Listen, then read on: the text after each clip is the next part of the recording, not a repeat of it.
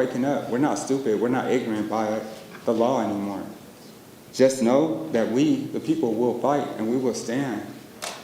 So, yeah. Haley Foster, followed by Dela Jordan. Good evening, Mayor, council members. My name is Haley Foster. I facilitate Aurora Partners for Thriving Youth. And I want to first start by sincerely thanking you guys, especially Councilmember Medina and Councilmember Hancock for your leadership. Also Trevor Vaughn, who provided his expertise and support during this whole process. Your recent vote to pass the tobacco retail license, along with your earlier work to regulate psychoactive products, sends a clear message to Aurora that the health and the well-being of Aurora and its young people matter. These decisions are not just policy, they're prevention in action. I'm also here to highlight an opportunity we have in front of us. Aurora Partners for Thriving Youth has received 5-year funding to support a coordinated, community-wide approach to bring together partners across Aurora and build something stronger, more connected, more responsive to the needs of the community and our youth. What we are hearing in the community, even in this chambers, is that people are asking for safer systems, stronger relationships, and a greater sense of trust and accountability. That kind of change doesn't come from one policy or one sector alone. It comes from people working together across systems with a shared commitment to prevention, equity, and community well-being. This collective approach creates an opportunity to not just prevent substance use, but to address broader challenges, including violence, disconnection, and conditions that lead to harm in our community. This kind of work cannot be in isolation. It requires alignment, it requires shared ownership, and it requires ongoing partnership with the city. So tonight, in addition to saying thank you, I am also asking for your continued time, engagement, and support. Not just in policy, but in partnership. Because what we are building in Aurora, where systems are connected, where prevention is prioritized, and where we're working together to create safer, healthier outcomes for everyone in our community. You have already taken important steps in that direction, and we are asking to continue to walk alongside us. For the city to be engaged in this work, to help align efforts and invest in long-term community-wide solutions. We are asking the city to identify a representative to participate in this work so we can ensure ongoing alignment and shared responsibility. We cannot do this alone. We need to work together to make lasting changes happen in Aurora. Thank you again for your leadership and your support with tobacco and our youth. Thank you. Dela Jordan, followed by Aonte Anderson.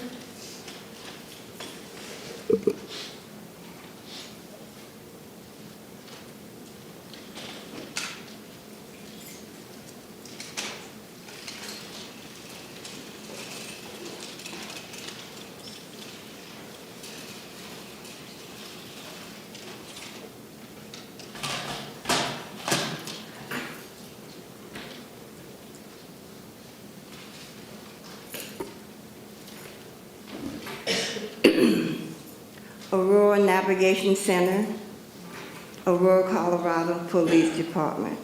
Matt, Jim, Ashley, Guy, Jail, Kamisha Floyd, the 5-foot black female who assaulted me, Mia Ashley, Jory, Mary, Christian, Alex Security, Lieutenant Chamberlain of IA, Officers Medina, Marrero, and Sergeant Willisby.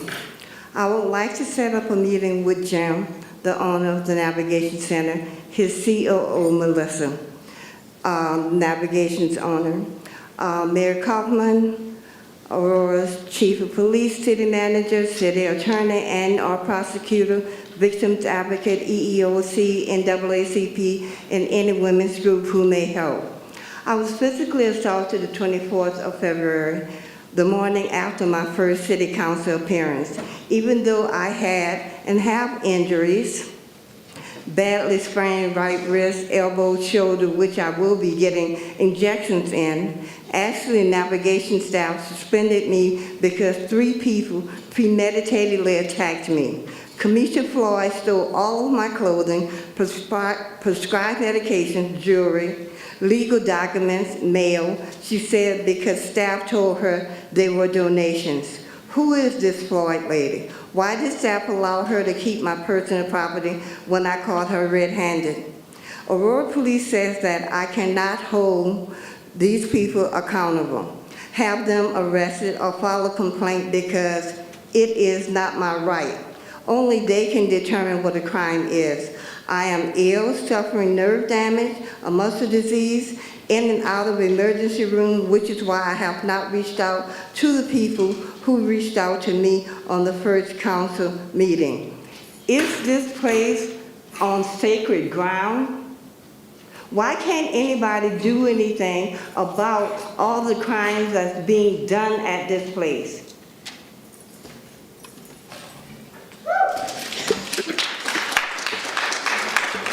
Ayante Anderson, followed by LaRonda Jones.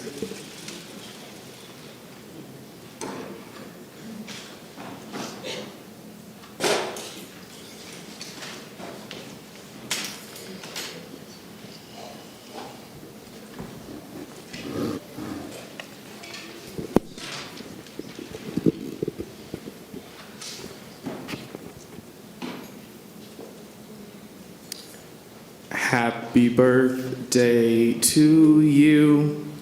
Happy birthday to you. Happy birthday, dear Kylin. Happy birthday to you. That is a song Kylin Lewis will never be able to hear again. Isaiah 10 verses 1 and 2 says, "Woe to those who make unjust laws, to those who issue oppressive decrees, depriving the poor of their rights and withholding justice. Woe, not concern, not discomfort. Woe." March 18th should have been a birthday, a day of joy, a day of life, a day where Kylin E. Lewis, a son, a loved one, a human being, was celebrated.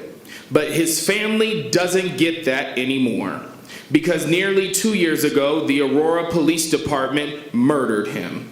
He was unarmed. And what his family is left with is not just grief, it is absence, an empty chair, a silent phone, a birthday that now feels like a wound instead of a celebration. And let me be very clear, this is not just a tragedy, this is a failure of leadership. Because every time this council hides behind phrases like law and order without interrogating whose law and whose order you participate in, that is simple failure. You cannot claim order while ignoring injustice. You cannot preach safety while defending systems that take unarmed Black lives. You cannot invoke the law as a shield when the law itself is failing the people it is supposed to protect. That is exactly what Isaiah was warning about. Unjust systems dressed up as righteousness. So when you align yourselves with the talking points of MAGA politics, when you default to defending policing without demanding accountability, you are not being neutral. You have chosen a side. And the side you have chosen is one where families like Kylin are left to grieve alone while institutions close rank. March 18th will never be the same for them. They will never get to celebrate him the way they should have been able to. They will never get that time back. The question is not whether this was tragic. The question is whether you will have the courage to call it what it is and do something about it. So I ask you, will you continue to hide behind law and order, or will you finally stand up for the side of justice? Thank you. LaRonda Jones, followed by K-Dot. My sons, Kylin and Kieran Lewis, birthday was on March the 18th. I had to celebrate them by releasing some balloons and wearing a shirt, which is this shirt, with a picture on it. I was robbed of singing happy birthday to my sons and seeing their one-of-a-kind smiles, hearing their laughter, and feeling their tight bear hugs. I'm forced to accept this gruesome reality. No parent should have to ever feel and experience this nightmare, all behind a trigger-happy police officer, an injustice system, and neglect of medical staff. There is no surprise that across this nation we are losing our loved ones in devastating numbers at the hands of racism and corrupt systems of law enforcement.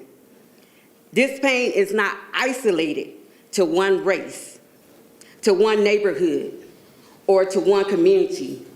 It is a wound in the heart of humanity. Mothers are burying sons, fathers are grieving daughters, children are growing up without their parents, and the communities are suffocating under the weight of injustice. Injustice everywhere threatens justice everywhere. When one family cries, we all should hear it.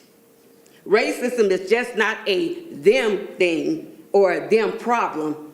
It's a human problem, and therefore requires a human response. And still too many stand silent as if injustice only belongs to someone else until it happens to someone in their family. We cannot scroll past another name, pretend like it's not our concern or their life didn't matter. Why should our families have to bear this fight alone when this should be everybody's fight? People of color has been targeted of prejudice in systems that was never designed to protect us anyway. We have endured discrimination, dehumanization, and discrepancies in far too long, now that it stretches from the courtrooms to the classrooms, from traffic stops to job interviews. This is not accidental. This is systemic, and yes, it is global. It is time to put racism to death, not with silence, but with solidarity, sympathy with sustained commitment, not with hashtags alone, but with policy change until every human life holds equal value. It's time to transform our collective pain into powerful action. This moment calls for courage, unity, and action from people of every race, gender, age, and to stand together, not divided by politics, nor distracted by fear. Change does not come from comfort, it comes from conviction. Change does not come from waiting, it comes from standing up, speaking out, and refusing to let injustice define our future. This is our fight, this is our responsibility, and together we must end this.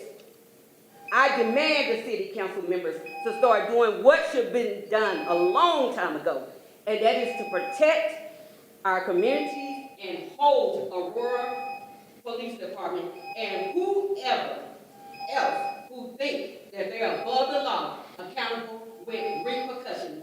Not no slap on no wrist, not no paper stamp going home when you get paid while you sit down and wait for the verdict. We're not going for that. We're not going for that at all. So I'm here to tell you today, if I got to grieve my two sons for the rest of my life, you better believe y'all city council members better step up and do what needs to be done. Like yesterday.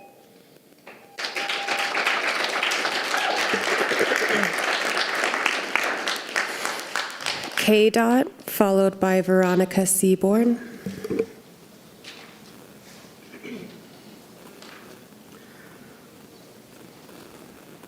I'd like to say happy birthday to my cousin. Beautiful person. He would be here with us if it wasn't the careless act of the Aurora Police Department, because they were simply scared of a cell phone. simply scared of a cell phone. And not only that, Michael Deek, consider this a warning. I have more stuff. I have more information. And I will release it if he is not removed from this police department. Oh, don't shake your head, Francois, whatever the hell your name is, Bergen. And I'm gonna tell you right now, Mike Kaufman, you are the biggest piece of shit that I've ever laid my eyes on, because at the end of the day, you never met with our family and apologized or even offered your fucking condolences. And you have enough nerve to sit in that seat of so-called leadership. You are far from leadership. You are a disgrace. You are the poster board of failure. You will always be remembered as the most failed politician ever, because you didn't intervene and create any type of healing for this community, for our family, or even the corrupt police department. That's your job. You're supposed to bridge the gap. You're supposed to listen to the community that voted for you to be in office. So you are a failure, and you will always be a failure. I want you to know that. Every time you put on your clothes, failure. Every time you put on your whitey-tighties, failure. Every time you comb your hair, well, I'm sorry, you don't have any hair, failure. You are a failure. Always.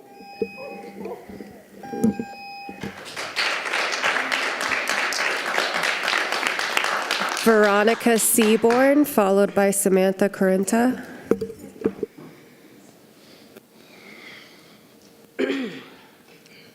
I stand here as a grieving mother of Jalen Sebron, who was murdered, and I stand here as an advocate and also as a member of the Grieving Club. I stand here as an advocate for families such as Kylin Lewis, Ray Jean Belt Stubblefield. 3 sons who I've mentioned, whose lives should never have been taken, yet here we are. Because the protections that should have saved him, all of them, do not exist. The transparency that should have honored them do not exist. And the accountability that should have followed their death still do not exist. So let me be clear. Median Schaffner is more protection to us and to our families than a resolution. She is more protection than a consent decree. She has been the only peace that our families have while we suffer the injustice that have held in your hands. She steps in when the rest of you step out. Median has been strength to move with the families that are forced to bury their children. And it is sickening, the allegations and the ridicule from the authority figures and from people just like you give her when she is our hope. We asked this council for proactive solutions. We asked you to lead. We asked you to stand with families before tragedy, not after. And instead, our requests became pleas and tears, and our tears became demands, and still nothing has changed. So tonight, I'm not asking you to lead us. I'm asking you to stand and join us. We are moving this fight. It is no longer local. It is statewide. Legislators are already in, and the Colorado Black Caucus stands with us. You will see an introducing legislative packet in this session and understand that the council refuses to confront the injustice that should have been dependent on in your zip code. There should be no border, so this will go statewide. The legislative packet will include things that you could never have covered. These protections that could have changed the stories of Jalen Sebron, Kylin Lewis, Rajon Belt Stubblefield. We are done waiting for the tragedy to be a trigger of action. We are asking for proactive solutions, but now we are creating our own. A statewide solution, a permanent solution, a solution that protects every family, not just the ones the news makes important. Because families like mine, the living victims, are not going anywhere. We will continue to fight for the protections of our children and for the protection that they deserve. You are now invited in to finally take a stand on the right side of the moment.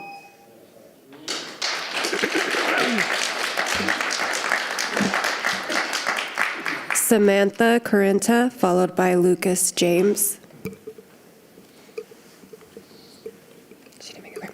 Lucas James, followed by Alejandra Mary Alana.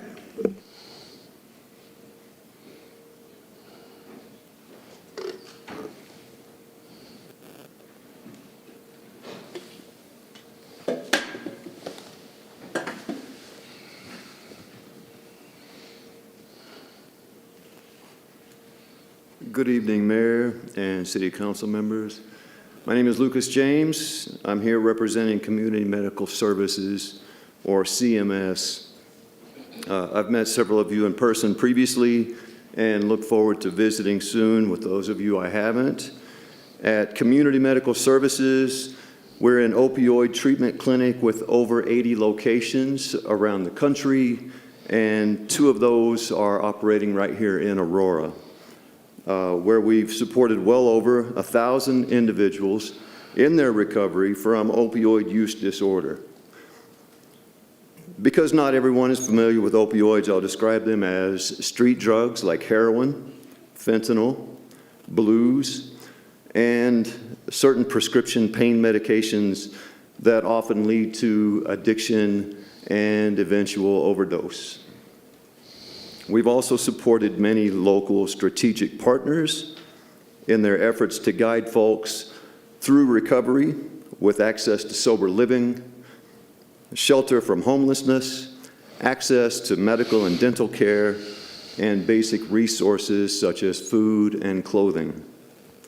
Our company is largely staffed with folks who have lived experience with homelessness, trauma, and substance use disorder. This includes me. Having started drinking at age 5 and being addicted by age 8 and surviving an upbringing of poverty, extreme trauma, and abuse of all sorts that went on for years.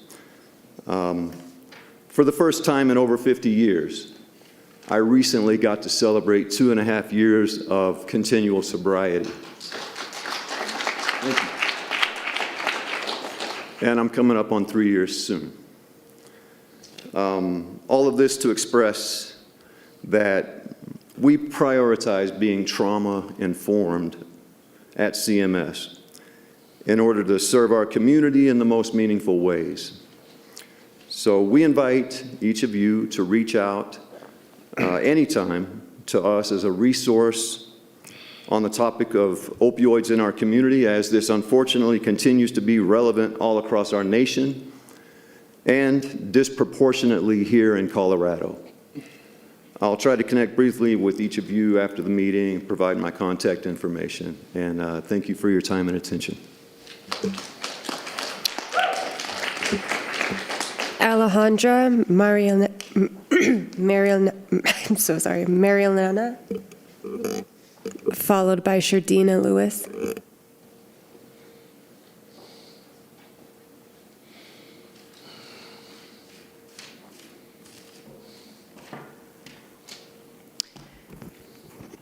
Good evening, my name is Alejandra and I'm a resident of Aurora. I have a tragic experience to share. Last Tuesday on March 17, I witnessed a car accident on Colfax Street. When I arrived at the stoplight, it was orange turning red. I stopped. Suddenly, to my left, an ambulance started to wail.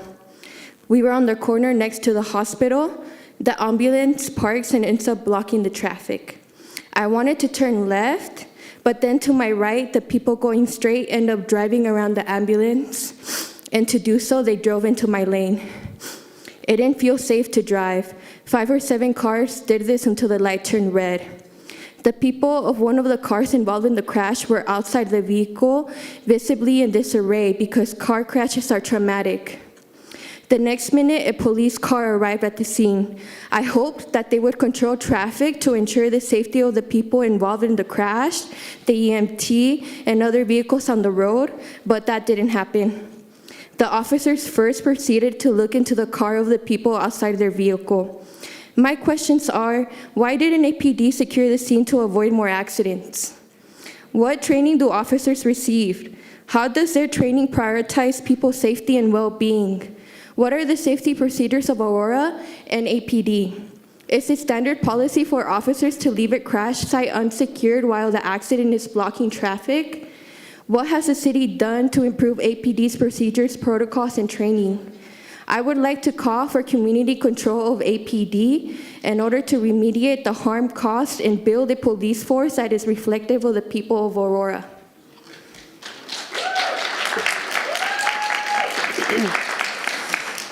Sherdina Lewis, followed by Robert Lewis.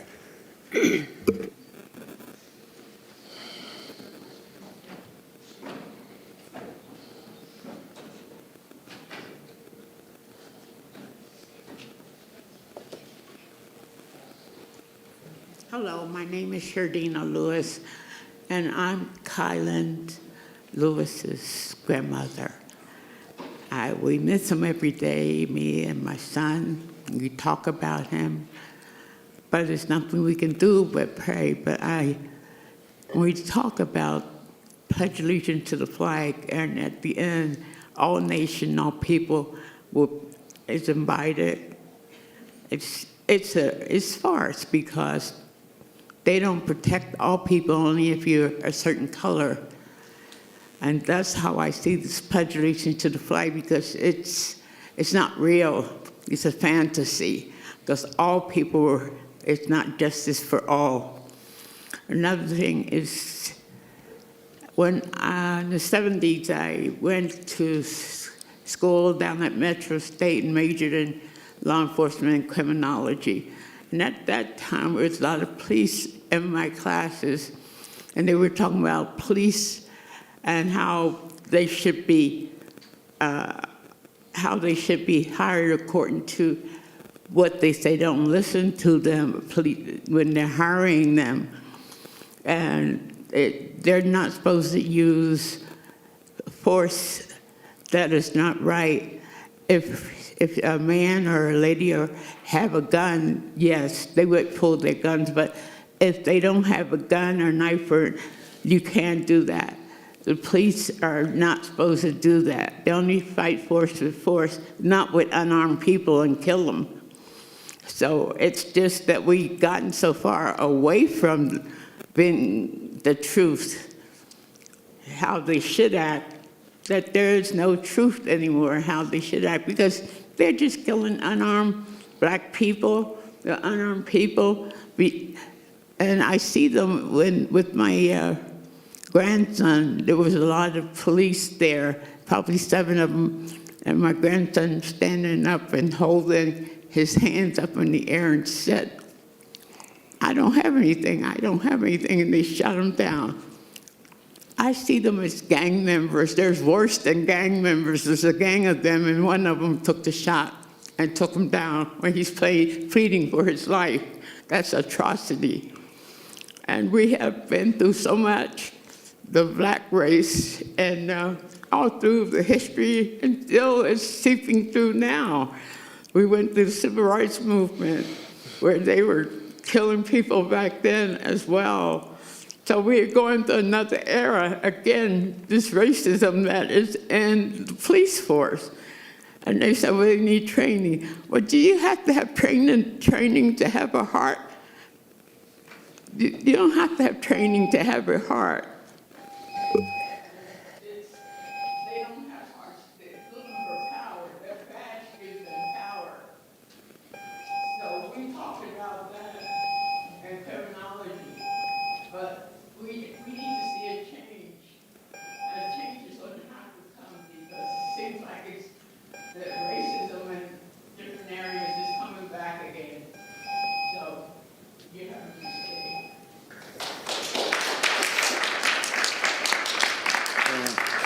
I'm Robert Lewis, the son, the father of Kylin Lewis. It's a shame that I have to go through this again and come down here and explain stuff to y'all again, which y'all don't follow the Heavenly Father that we follow. Y'all follow Satan, because if you did, you do what was right in your heart and know that this is totally wrong. Regardless of what was going on, this man was unarmed, had no problem with putting his hands in the air.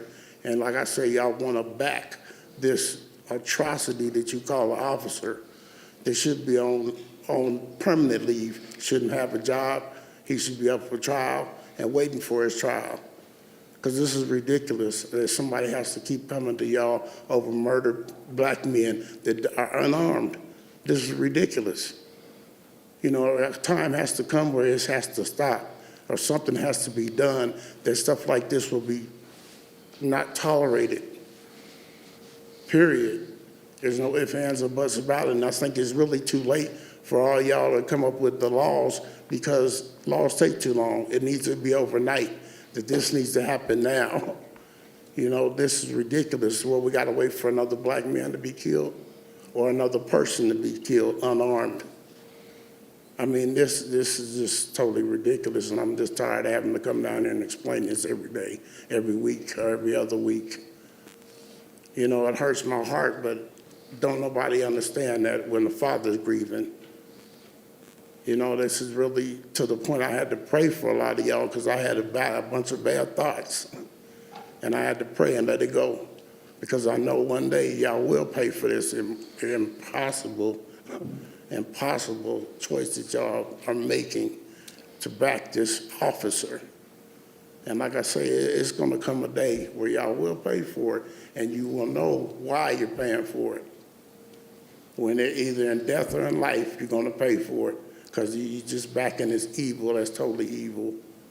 I mean, anybody can sit there and see this was total murder. It wasn't, oh, well, he had this in his pocket and was cool. You didn't even wait to eat, wasn't even pointing the damn phone your way. You know, you didn't give him an opportunity to even give up. He shot my son in a murder like a cold-blooded dog. And I just wanted to let y'all know this again, but you will in the end pay for all of this. And what y'all do from this day forward, I ask you to repent, but that's all I can do.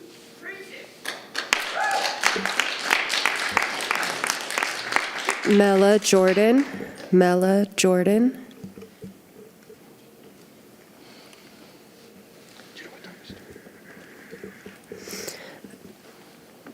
Okay, that was the last individual.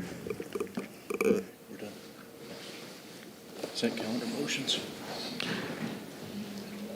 Motion before us is Mayor, can we Mayor Pro Tem. take a brief recess for 5 minutes? Wait, 5 minutes. Yeah. Because we didn't have a break. We have to have a vote.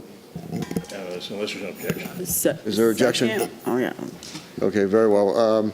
The time is now 6:56. We will take a recess until 7:05.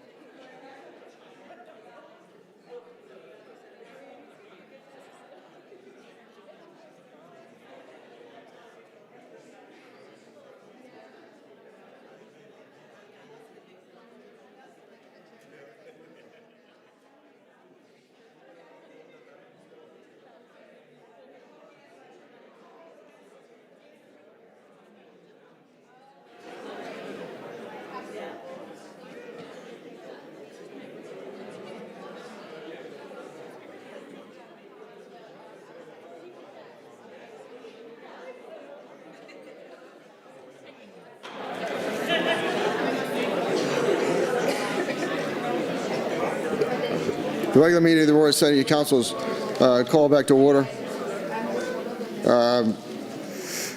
Motion is in order for the adoption of the consent calendar on motions, item 10A1 to 10C3. Mayor, Mayor Pro Tem. move to adopt the consent calendar on motions 10A1 through 10C3. It's been moved by the Mayor Pro Tem, seconded by Councilmember Wiles to approve the consent calendar on motions, item number 10A1 to 10C3. Discussion? Mayor, Councilmember Bergen. yes, I'd like to pull 10A1.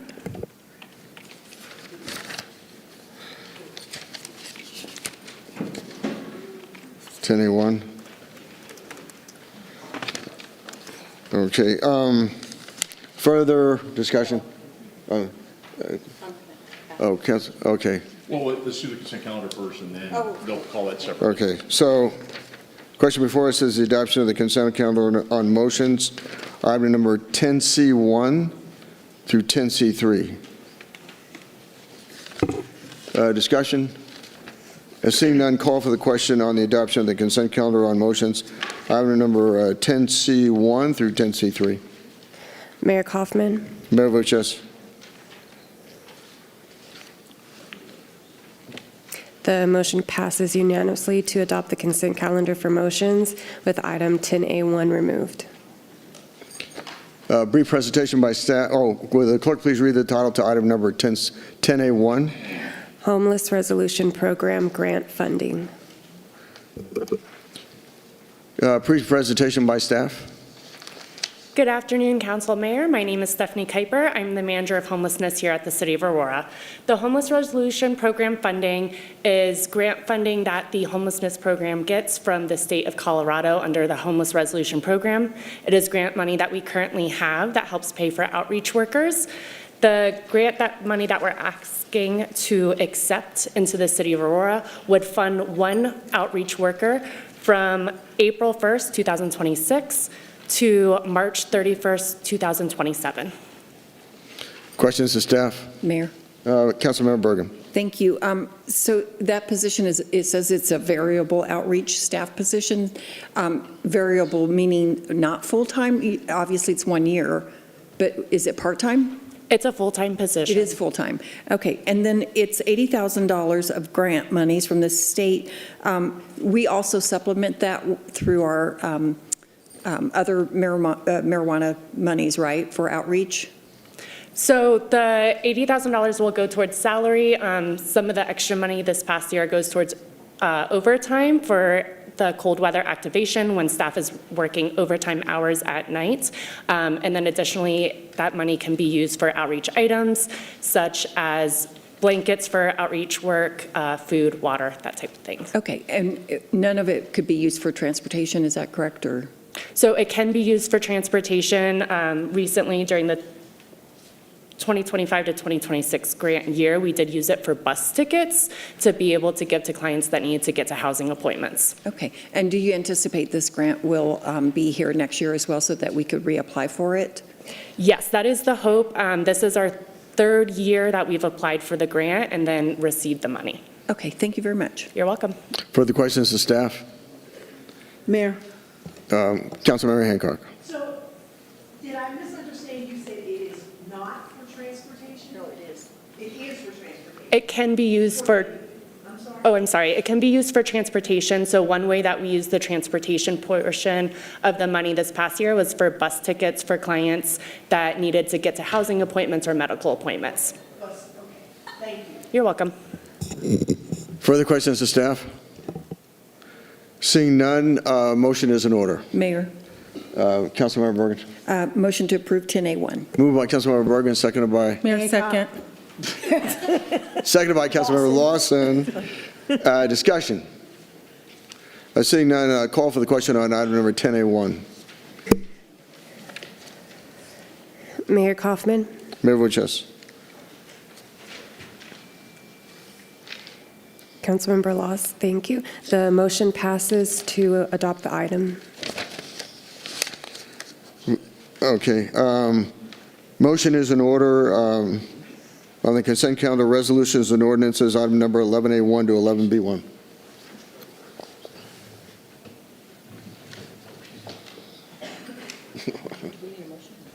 Yes, motion is in order. Mayor, Councilmember Bergen. motion to approve 11, well, can I pull something right now? Sure. In my motion? Yeah. Okay.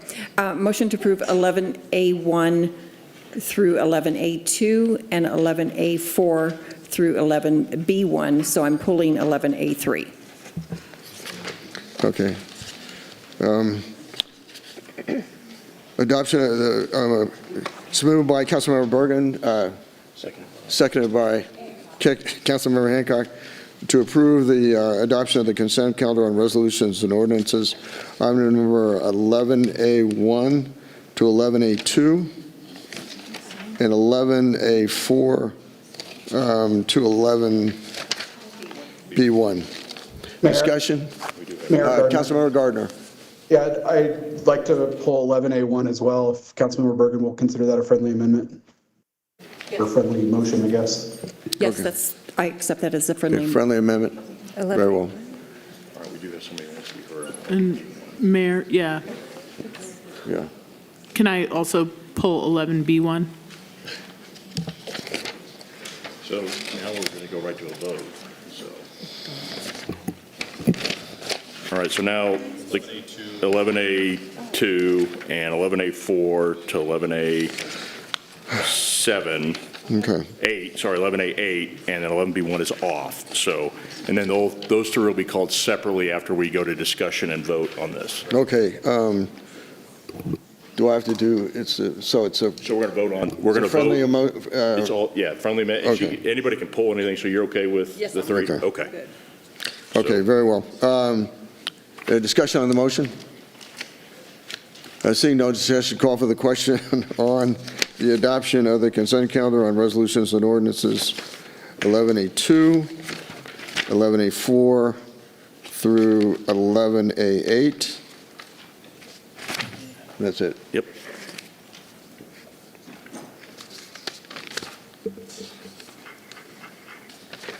The motion passes unanimously to adopt the consent calendar for resolutions and ordinances with items 11A1, 11A3, and 11B1 removed.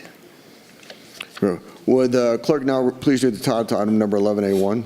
11A1 is Resolution 2026-20, directing the city manager or designee to provide an annual reporting and evaluation of the tobacco, kratom, and age-restricted hemp retail licensing ordinance and other related matters.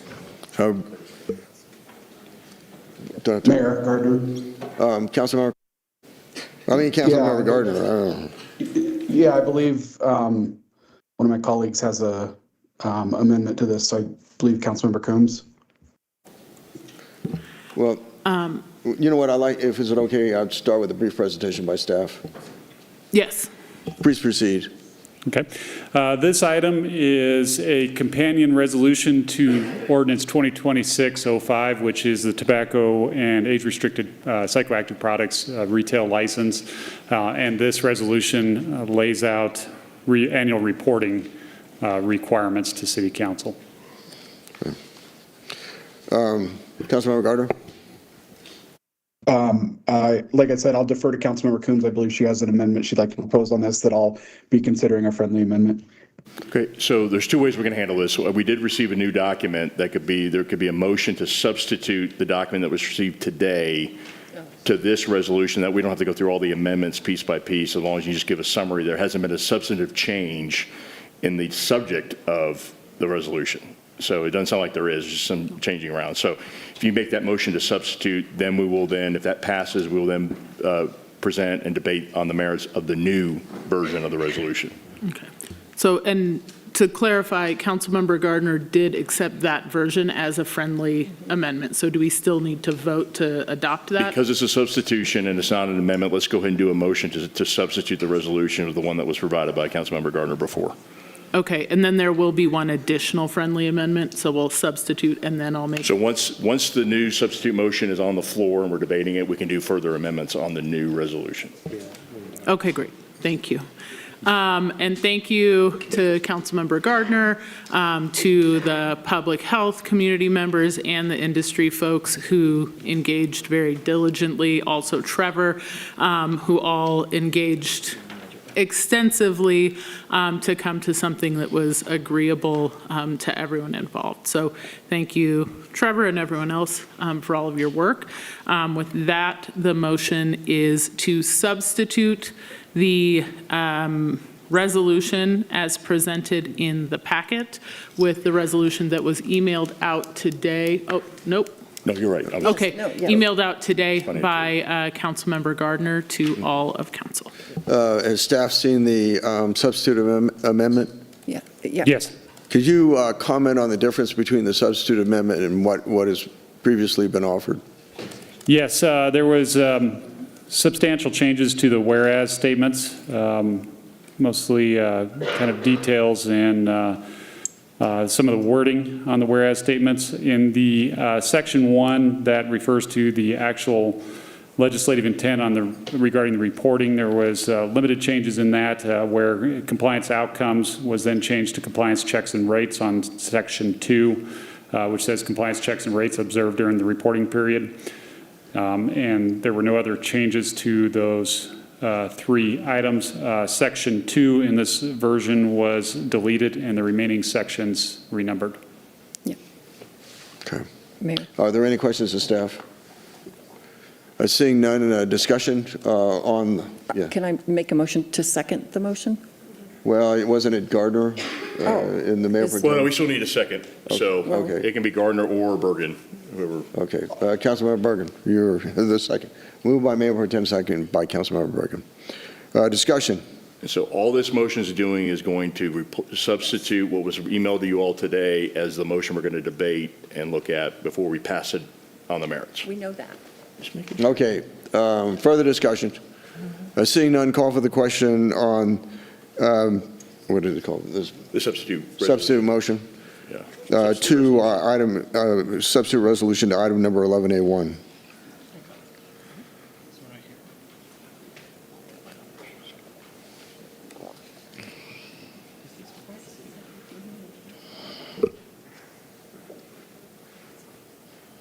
Councilmember Hancock.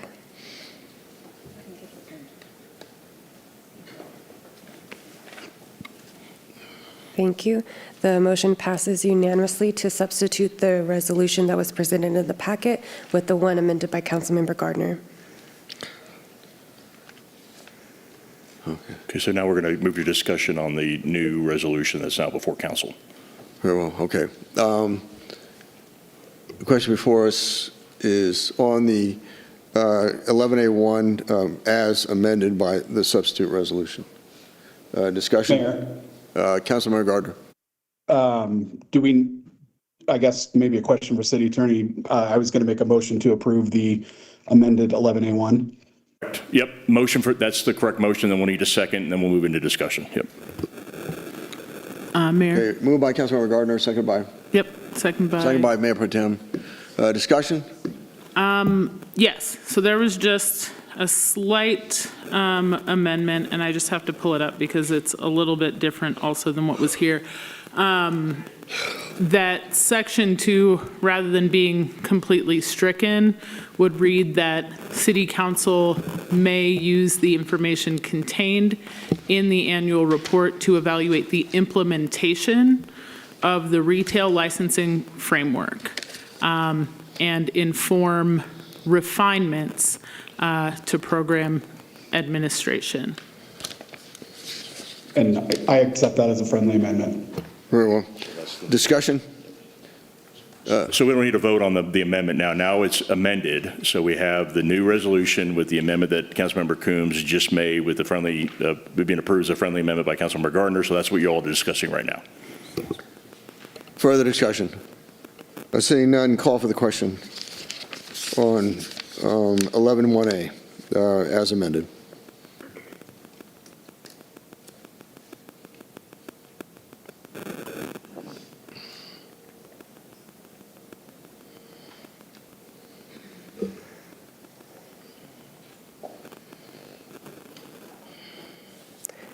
The motion passes unanimously to adopt the resolution with the friendly amendment. Will clerk now please read title to item number 11A3? Item 11A3 is Resolution 2026-22, requiring notice and outreach prior to the abatement of unauthorized camps with limited exceptions, and we do have individuals who would like to speak on this item. Very well. Okay, the first person is Tanya Tabachek.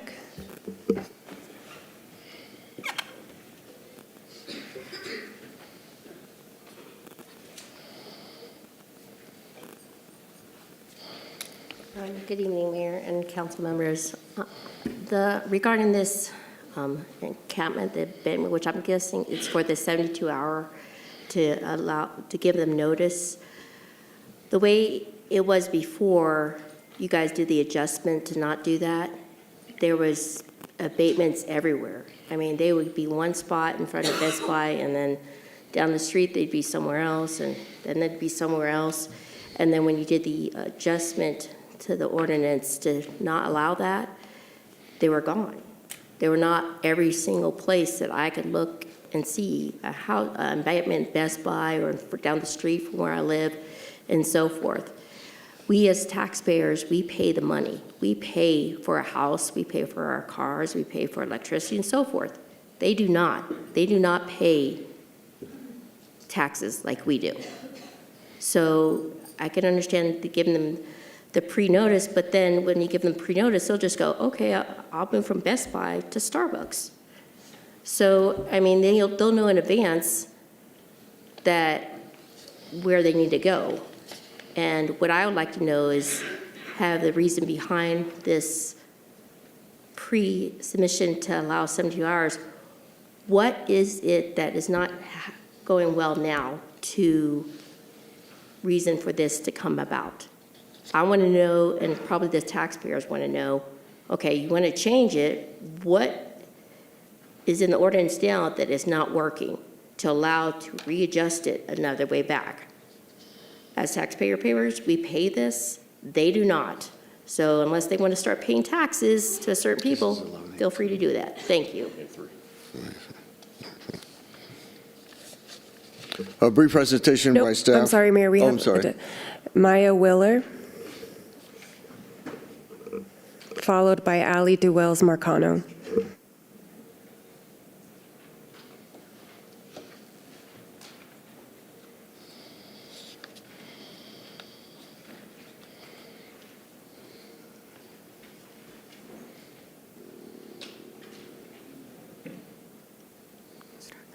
Good evening, Council and Mayor.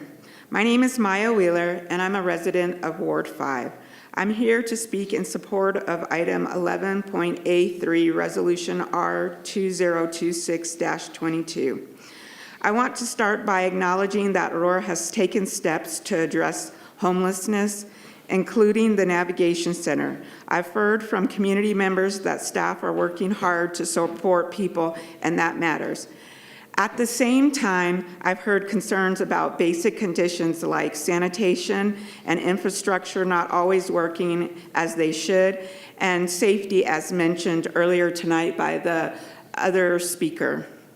When those needs aren't met, it makes it hard for people to stay and engage with services and move towards stability. If the options the city is offering aren't fully functional and safe, then outreach alone won't be effective. Requiring notice and outreach before clearing camps is a step in the right direction, but for it to truly work, it must be paired with options that are not just available, but functional, dignified, and safe, and able to meet basic needs.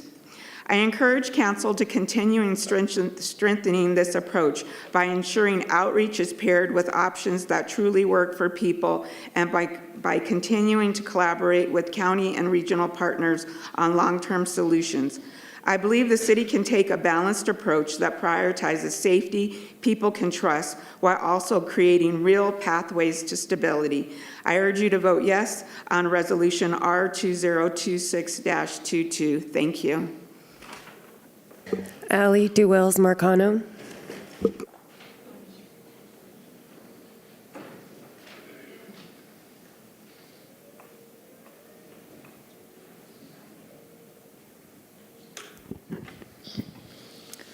I want to start by saying plainly, Councilmember Hancock's quote in the paper is right. This proposal does undermine the camping ban, and it should, because the camping ban is not working. It is inhumane, it is ineffective, and it is actively making the problem of homelessness in our city worse. You need to understand what these sweeps actually do. They do not solve homelessness. They do not connect people to stable housing. They do not make people more employable. What they do is force people to start over and over and over again. Every time someone is swept with no notice, they lose the things that allow them to survive and stabilize. Documents, medications, clothing, tools, anything they have managed to hold on to. It may not seem like wealth to you, but those objects and small pieces of security are actually closer to stabilizing these folks than anything else we offer them. And when you take those things, when you further destabilize someone from their meager existence that they have eked out of their crisis situation, you push them further away from stability. And we have decades of evidence to back that up. Of course, a tent on the side of the road is not the ideal. Instead of pushing people away from stability, we could be simply providing them with better alternatives. I know you think a dangerous cot and a locker in a mold-infested navigation center that shames and dehumanizes you sounds better than a private, safer place like a personal tent, but unfortunately, not everyone agrees, and the navigation center staff themselves have stated clearly that this center is not for everyone experiencing homelessness in our city. So where are they supposed to go? There is one thing every person experiencing homelessness has in common, and it's right there in the name. They need a home. We should be helping them achieve that first and foremost. Housing First programs reduce homelessness dramatically, in some cases by nearly 90%. The vast majority of people placed into housing stay housed. It reduces emergency service use. It improves public safety and costs less than leaving people on the street. Housing is cheaper than homelessness, and it is cheaper than camping bans. When the City Council and when programs for homeless people reduce people experiencing homelessness to stereotypes, like the idea that they are just avoiding work, it leads to bad policies like this one. So yes, requiring 72 hours of notice undermines the ban because it introduces the bare minimum of dignity and predictability into a system that currently has neither. 3 days to repair empowers people experiencing homelessness to take some modicum of control over their own destiny, and in a world where we do not have better resources available for them, it is the least that they deserve. We could do the most. We could invest in what actually works, scale housing first, explore social housing. We could track the outcomes of your policies and be honest about whether they are helping people to become more stable or just more invisible. And we cannot keep calling it success when people are losing everything again and again in plain sight. That was the last individual.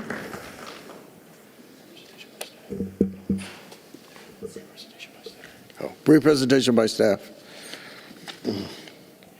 Good evening, Mayor and Council. My name is Stephanie Kuiper, and I'm the Manager of Homelessness here at the City of Aurora.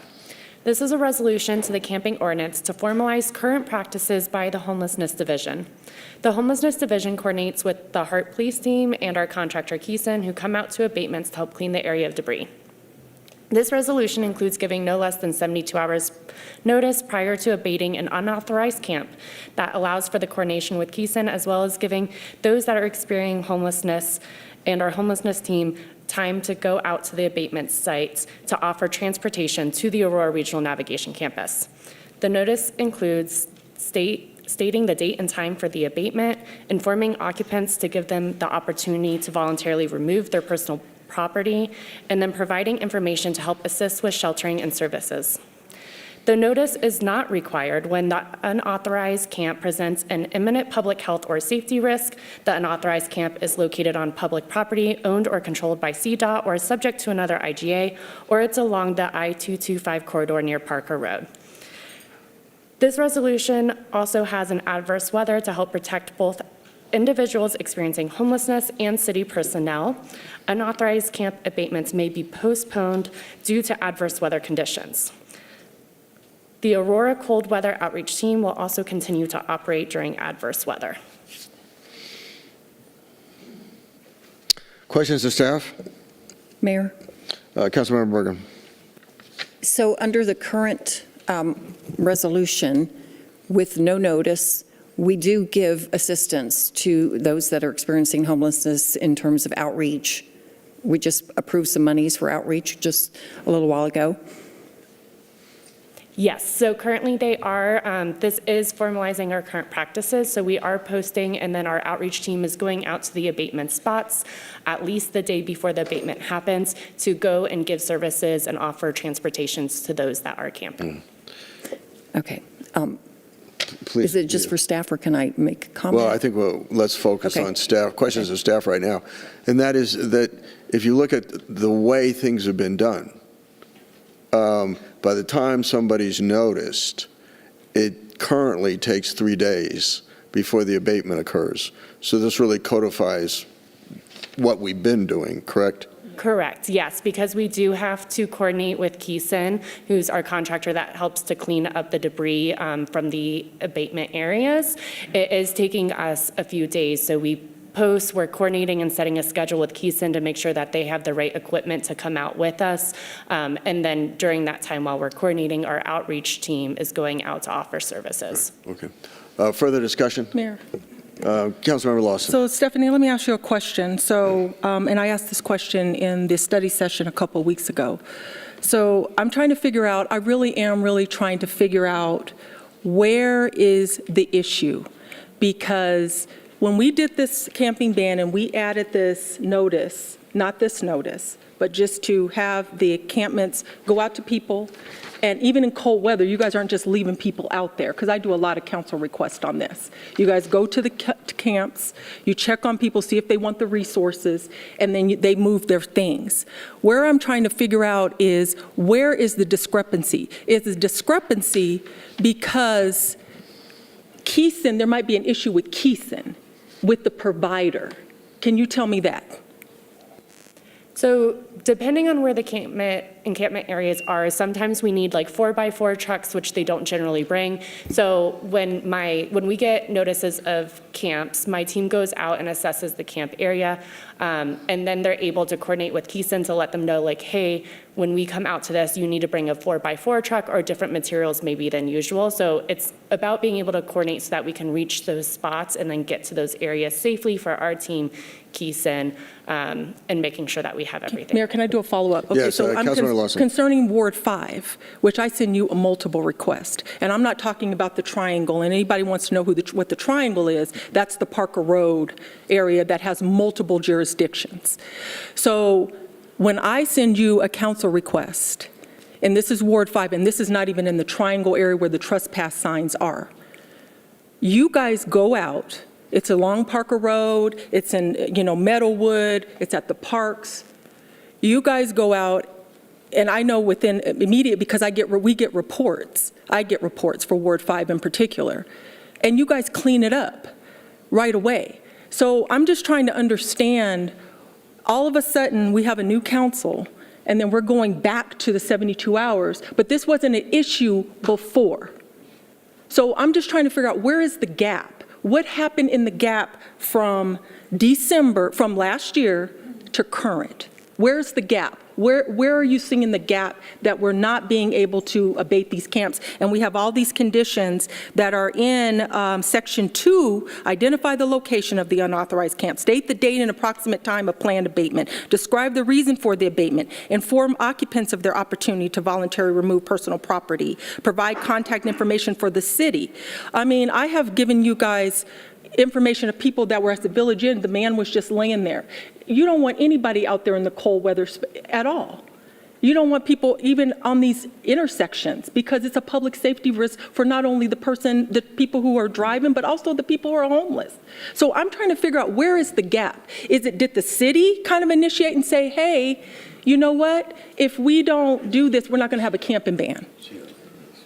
So we have not changed our practice. So even in December When we received notifications, the outreach team goes out, they offer services, the abatement team goes out and looks at it, and then they coordinate with Kylin. So there is no difference between our practices in December and now.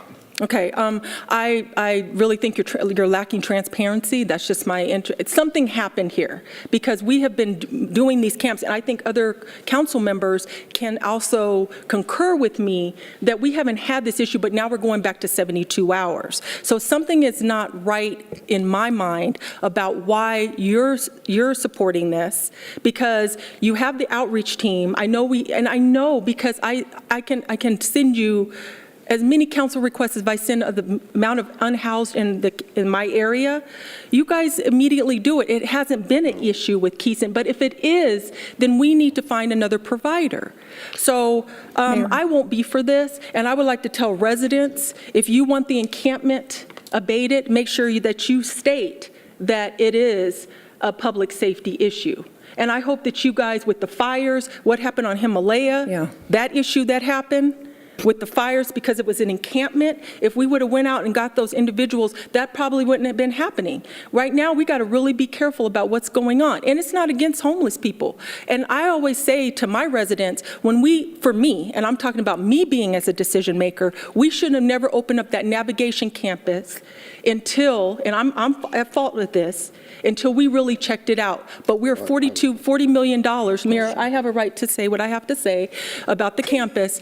We shouldn't have opened it until we really checked it out to make sure that we had the resources. And it's actually a place that people can go, but I don't think it was ready to go in November. So I will be a no on this. I know it will pass, but I would like to tell my residents, when you contact me and send me an email, say that that the encampment is a public issue, and there's things going on there so we can get it abated faster than 72 hours. Yeah. Mayor? And well, real quick, Stephanie, so I believe on CDOT property, it's not a 72-hour requirement, am I correct? Right. That is correct. And then on public safety concerns, there's no That is notice also requirement. correct. Councilmember Bergen. Yeah, Mayor, thank you. I honestly think this neuters the enforcement. It ties the hands of code enforcement to do these abatements. If we have been, as Councilmember Lawson said, we have been doing abatements faster than 72 hours. What this does is it basically gives a warning with all this, give a reason. The reason is it's illegal to camp. And then they've got to get the date, the approximate time of the planned abatement, so forth. What you're doing is, it's like whack-a-mole. You're basically saying, you've got 72 hours. They have all the time for 72 hours to still be at that camp. And then the next thing you know, they move to another site. Guess what starts all over? The clock. Another 72 hours. So we are going to make this situation way worse. When this was passed, it has been working. I hear from residents and businesses all the time. They appreciate the fact that we put in a camping ban and that we do abate those encampments from a safety perspective. I do think that this is going to harm neighborhoods and parks and businesses.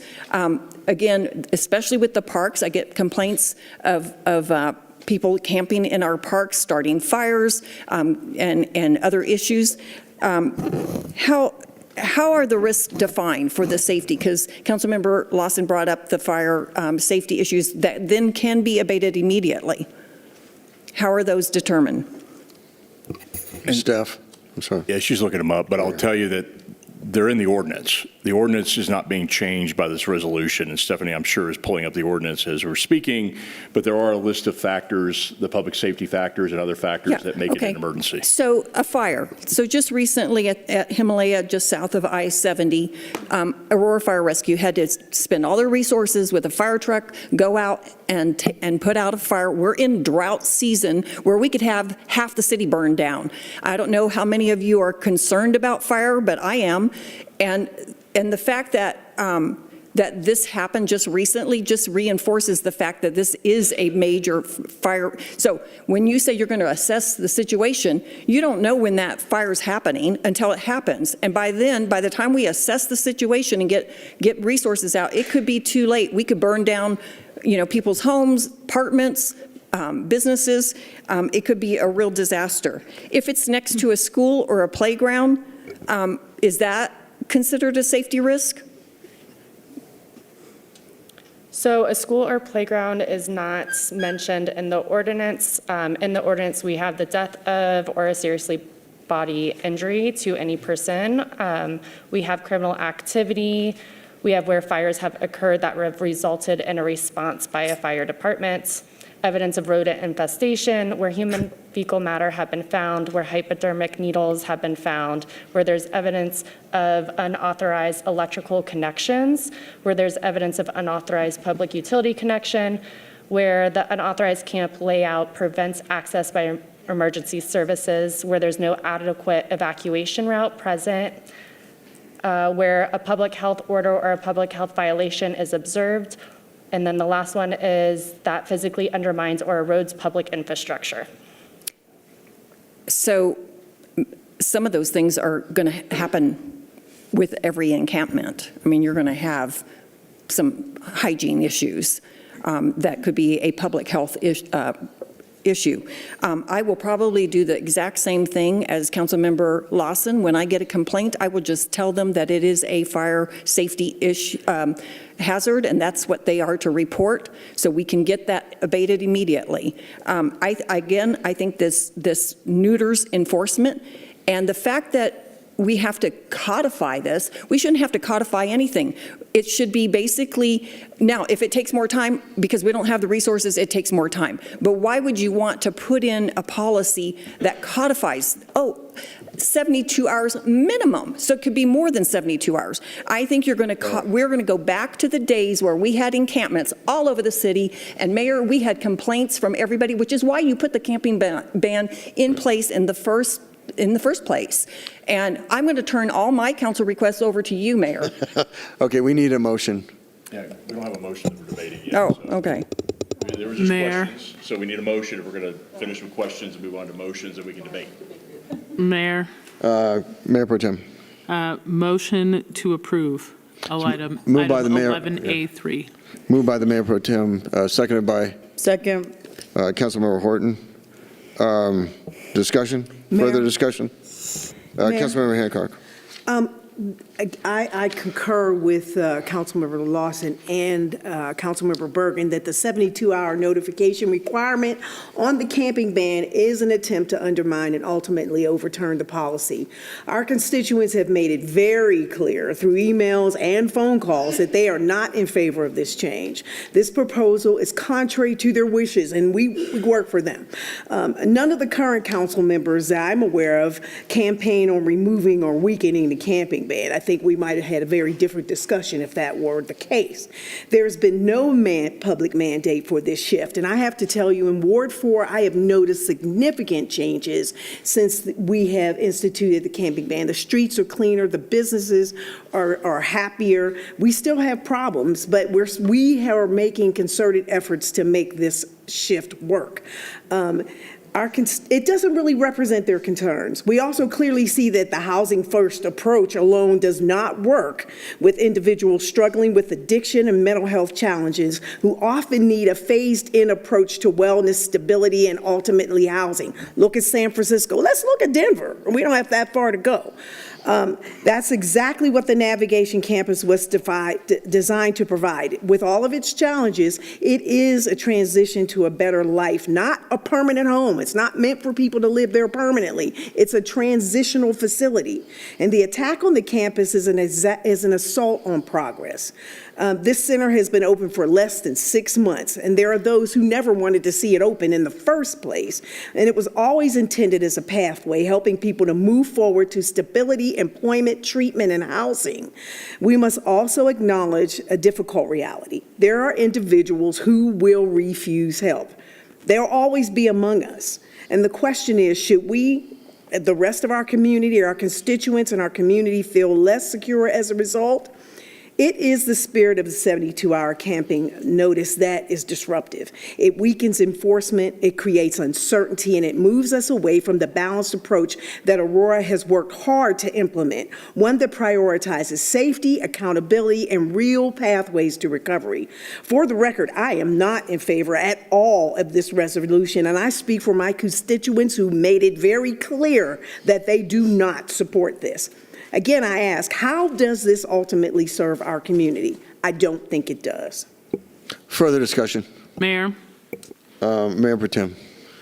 So there are a number of things that have been said. First of all, I do want to be clear that I absolutely want a meaningful, what's actually a navigation campus, that we took the name for the navigation campus from, which is something like Houston, that actually moves people directly into the resources, the housing, and the things that they need, not something that keeps them in a cot until they jump high enough to meet the bar. But in addition, it was stated that folks who are homeless are not taxpayers. Respectfully, I hear where you're coming from, Ms. Tabachek, but 60% of people experiencing homelessness have jobs. They pay taxes. And in the city of Aurora, most of the taxes we collect are sales taxes. And people experiencing homelessness still have to buy things.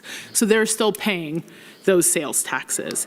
So they are also taxpayers in this city. There's lots of folks who are renters, like myself and other folks on this dais, who are not paying property taxes, but property taxes are a minuscule amount of the taxes we collect. So being a property tax payer is not what's required to be a constituent, to be a taxpayer, or to be a community member whose voice is worth listening to. In terms of what is not working, we're telling people we're going to abate all the camps immediately by saying we don't have a notice requirement anymore. When the camping ban was passed, there was a notice requirement in it, because at the time, the courts had said that not giving notice and not providing an alternative was cruel and unusual. They had ruled it as cruel and unusual punishment. And it was only after the Supreme Court overturned that decision that we ended up with a camping ban that took the 72-hour notice out. And our council at the time was certainly chomping at the bit to do so. And to me, that's not proof of, oh, it's going to be more effective if we don't go tell people, many of whom voluntarily leave when given notice and given access to resources, that it's not going to be effective if we give people 72 hours notice. It was effective, apparently, according to folks, before the 72 hours notice. What it proves when we are laying everything on the line about this 72 hours, to oppose this 72 hours, is that the cruelty was always the point. That we want to be able to treat people cruelly and inhumanely, as was ruled by the district courts. And that we want to make sure that it is bad for people if they're experiencing homelessness in our city. That is a problem, and I don't stand behind that. So that's one reason, but it's also just being realistic and being honest is a reason to pass this. And with respect to fire, I'm absolutely concerned about fire, and I hope any person who talks about fire in this instance brings the same energy when we are talking about what we can do in our community to actually address the insane use of fireworks for months and months and months during the hot summer months. Not just say, oh, we don't like fireworks, right? We've banned fireworks. Banning the fireworks is not stopping it. So if we're bringing all of our energy to, we need to have the harshest punishment possible to stop homeless people from catching everything on fire, we sure as heck better be having that conversation when it comes to the fireworks that are likely to actually endanger our community and have in the past caused house fires, grass fires, and everything else. Mayor. Further discussion, Councilmember Bergen. Yeah, again, I'm going to reiterate the fact that when you give the 72 hours as at a minimum, we're going to see encampments that take advantage of the 72 hours. They're going to then move, and then the clock starts all over again with 72 hours. You're going to see a huge problem. We have a navigation center. We have outreach team. we certainly, if we don't have enough resources, we need to then put some more money into those resources to make sure that people that are experiencing homelessness at an encampment do get transportation to the navigation center. I know some people refuse services, but that is the whole point of having the navigation center, is the 3 tiers, and to be able to have a no barrier for anybody to come in to get shelter and food, and then hopefully get them resources for substance abuse treatment, for mental illness, and eventually, at the highest level, get them into a work program so they can be self-sufficient, productive people and have their self-worth back. I don't think it's compassion to leave people in these terrible conditions of encampments. And it's not hygienic, and to me, it's inhumane for them to be there. So I'm a no on this. Also, there was I think it's Grants Pass versus Johnson in 2024. The Supreme Court upheld the anti-camping enforcement without shelter, but we actually have shelter. So we're, even though we don't have to worry about the law. We're in compliance with the law, but we actually do offer shelter to those people. Again, I think we're going to hear a lot, if this is passed, from our constituents who are very happy with the situation as it is, and they're not going to be happy if this changes. Mayor? Councilmember Horton. Oh, Wiles, I'm sorry. Right, we do. We're like twins. No, I'm in trouble. I think the irony for me in listening to everybody who's against this comments is that they're talking about how it's working so well right now and everything's great, and yet our staff, who are the experts here, are actually saying it takes 72 hours to clean up these camps for the most part. So, and you guys can say it doesn't under your breath or whatever, but the experts are here and they're saying most of the time it takes 72 hours. So all we are doing by changing this language is setting realistic expectations, because I do get angry calls from people who read the current code and go, why wasn't it cleaned up today? I called in this morning. And the reality is we don't have the manpower to do it same day. And so this is actually just clarifying what is currently happening when our staff says it takes 72 hours. And as far as the navigation center, that is a whole nother story. There are lots of work to be done there. I have been dealing with the woman who comes here to talk about her challenges there. They don't have case management made available to her. They're struggling with the people that can't actively work and finding a path for them to some sort of alternate housing and support. So there's a lot of work to be done at the Navigation Center. It's a good start. We got a lot of work to do. Regardless, the change in this language is just reflecting what is currently happening. So I'm not sure if it's working so well, based on some of the comments here, why people are against being honest with the language. Mayor? I was first. Bergen and Councilmember Lawson. Yeah, so we're saying that we don't have the resources. They're not able to get done in 72 hours, even though we've seen them get done within a 24-hour, 48-hour period. So we are now codifying 72 hours when it can be done sometimes in 24, sometimes in 48. Maybe it is sometimes in 72. Why would you want to codify that? We should have some flexibility, but we shouldn't codify it. And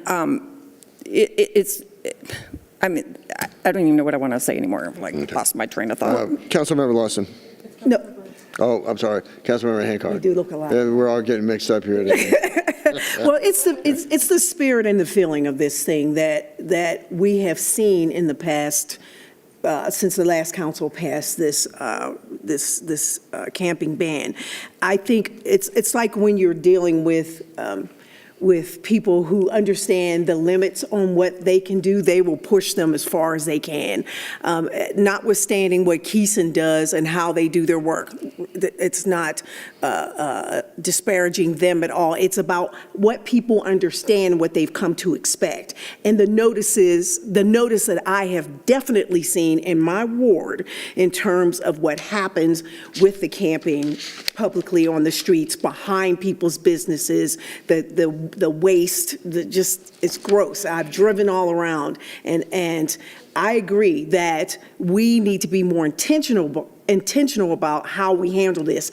This sends a message that we're lax. We're going to be lax on this. And if this is the message that we're going to put out, expect that we're going to have hundreds of people calling our office, writing us letters, complaining, and I'm going to make sure that I'm going to send them straight to you guys so that you can handle it.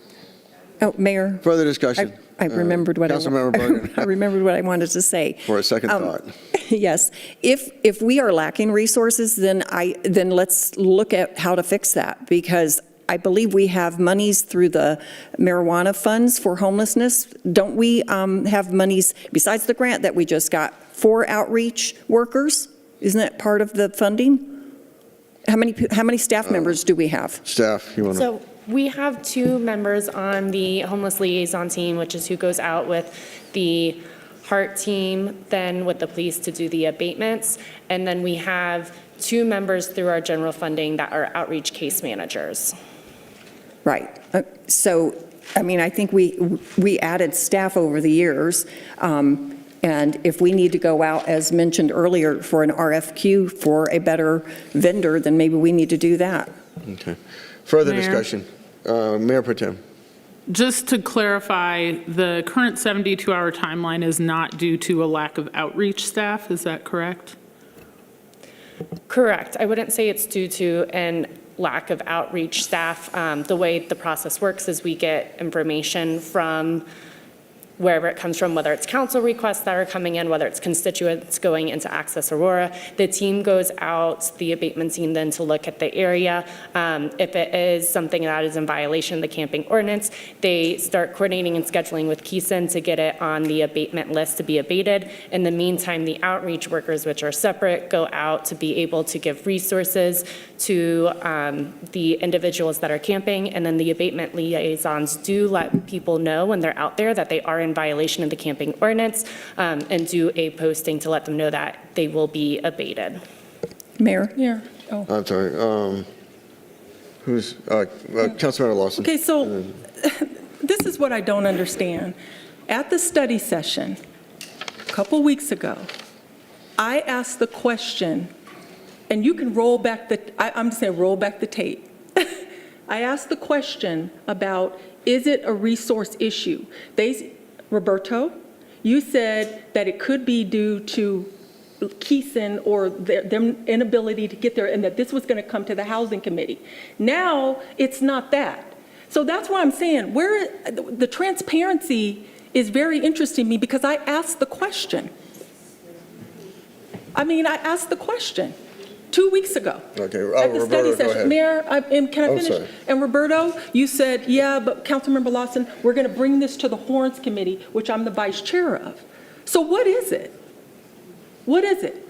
Is it we have enough resources with Kylin, or we don't? Councilmember Lawson? Yes. I think the distinction we're making to Mayor Pro Tem's question was the distinction of resources of the outreach and Kylin. Outreach workers, we do not, we are staffed to be able to handle the current demand we have on camping and Access Aurora requests. Kylin is our challenge, and when we've had this discussion with previous councils, Kylin is limited in our ability to have them move out and do abatements in a timely fashion.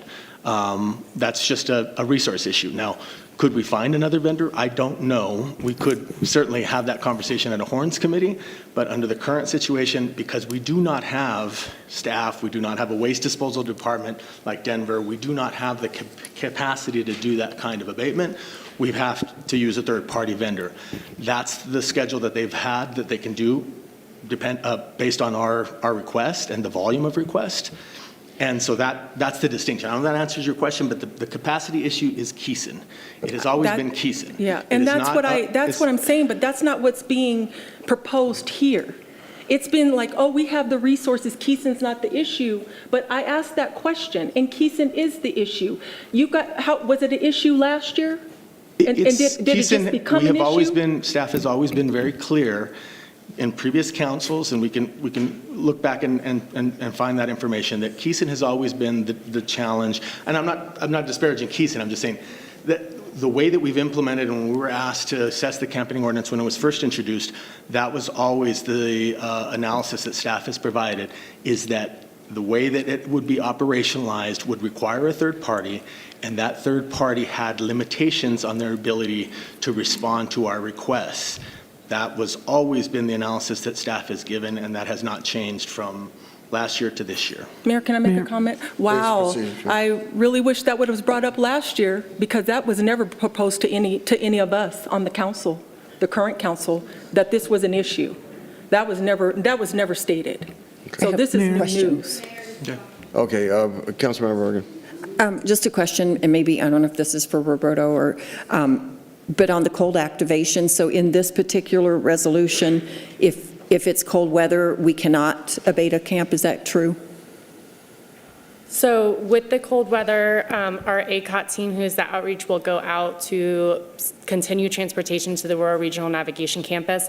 With the way this is written is that the manager of homelessness, who is myself, would have the option to cancel or postpone abatements for the safety of staff and the safety for those that are experiencing homelessness. Also with Kylin, they have other contracts, usually with hospitals and other businesses in the area, and so when it snows, sometimes they get pulled off of our abatement list to go and plow the different parking lots of hospitals and things like that to keep those portions of the city running. So when that happens and Kylin cannot go out, we will have to postpone. Okay, but again, it's basically saying we will not abate those camps versus maybe we can't. And I understand, like if there's a situation with Kylin and they can't get out there, that's different than we're literally codifying you can't abate an encampment during cold weather. And what defines cold weather?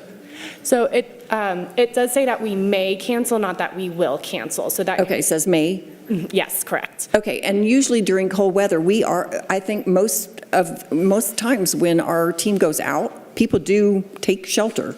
I mean, they usually accept the shelter that we're offering at the Navigation Center, previously the Day Resource Center. Mayor. Mayor Pro Tem. So just clarifying definitions here. Abate does not mean tell someone they need to leave a camp, correct? Abate means clean up the stuff that is physically at a camp. Can we just make sure we're also using the same language in the same way? So is that an accurate representation? Yeah, so an abatement is when we will go and clean up the belongings. Usually what happens is police and the liaison team will give them so much time to be able to gather what belongings they can and leave the area. Generally, when we are doing those abatements, they are in areas where camping is not allowed or sometimes loitering is not allowed. So people are usually asked to leave that area as well, but the abatement process is about cleaning the camp and the belongings out. Okay. Further discussion? Seeing none, call for the question on item number, what are we at here? 11A3. 11A3. Okay.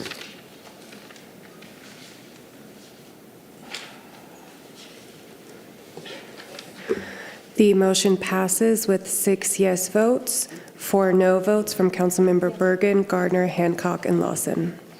So now please read the title to item number 11B1. Item 11B1 is finalizing of ordinance 2026-06, approving the 13th Avenue Station Urban Renewal Plan and creating 2 tax increment financing areas. And Mayor, we have one person who would like to speak. Very well. Juan Marcano.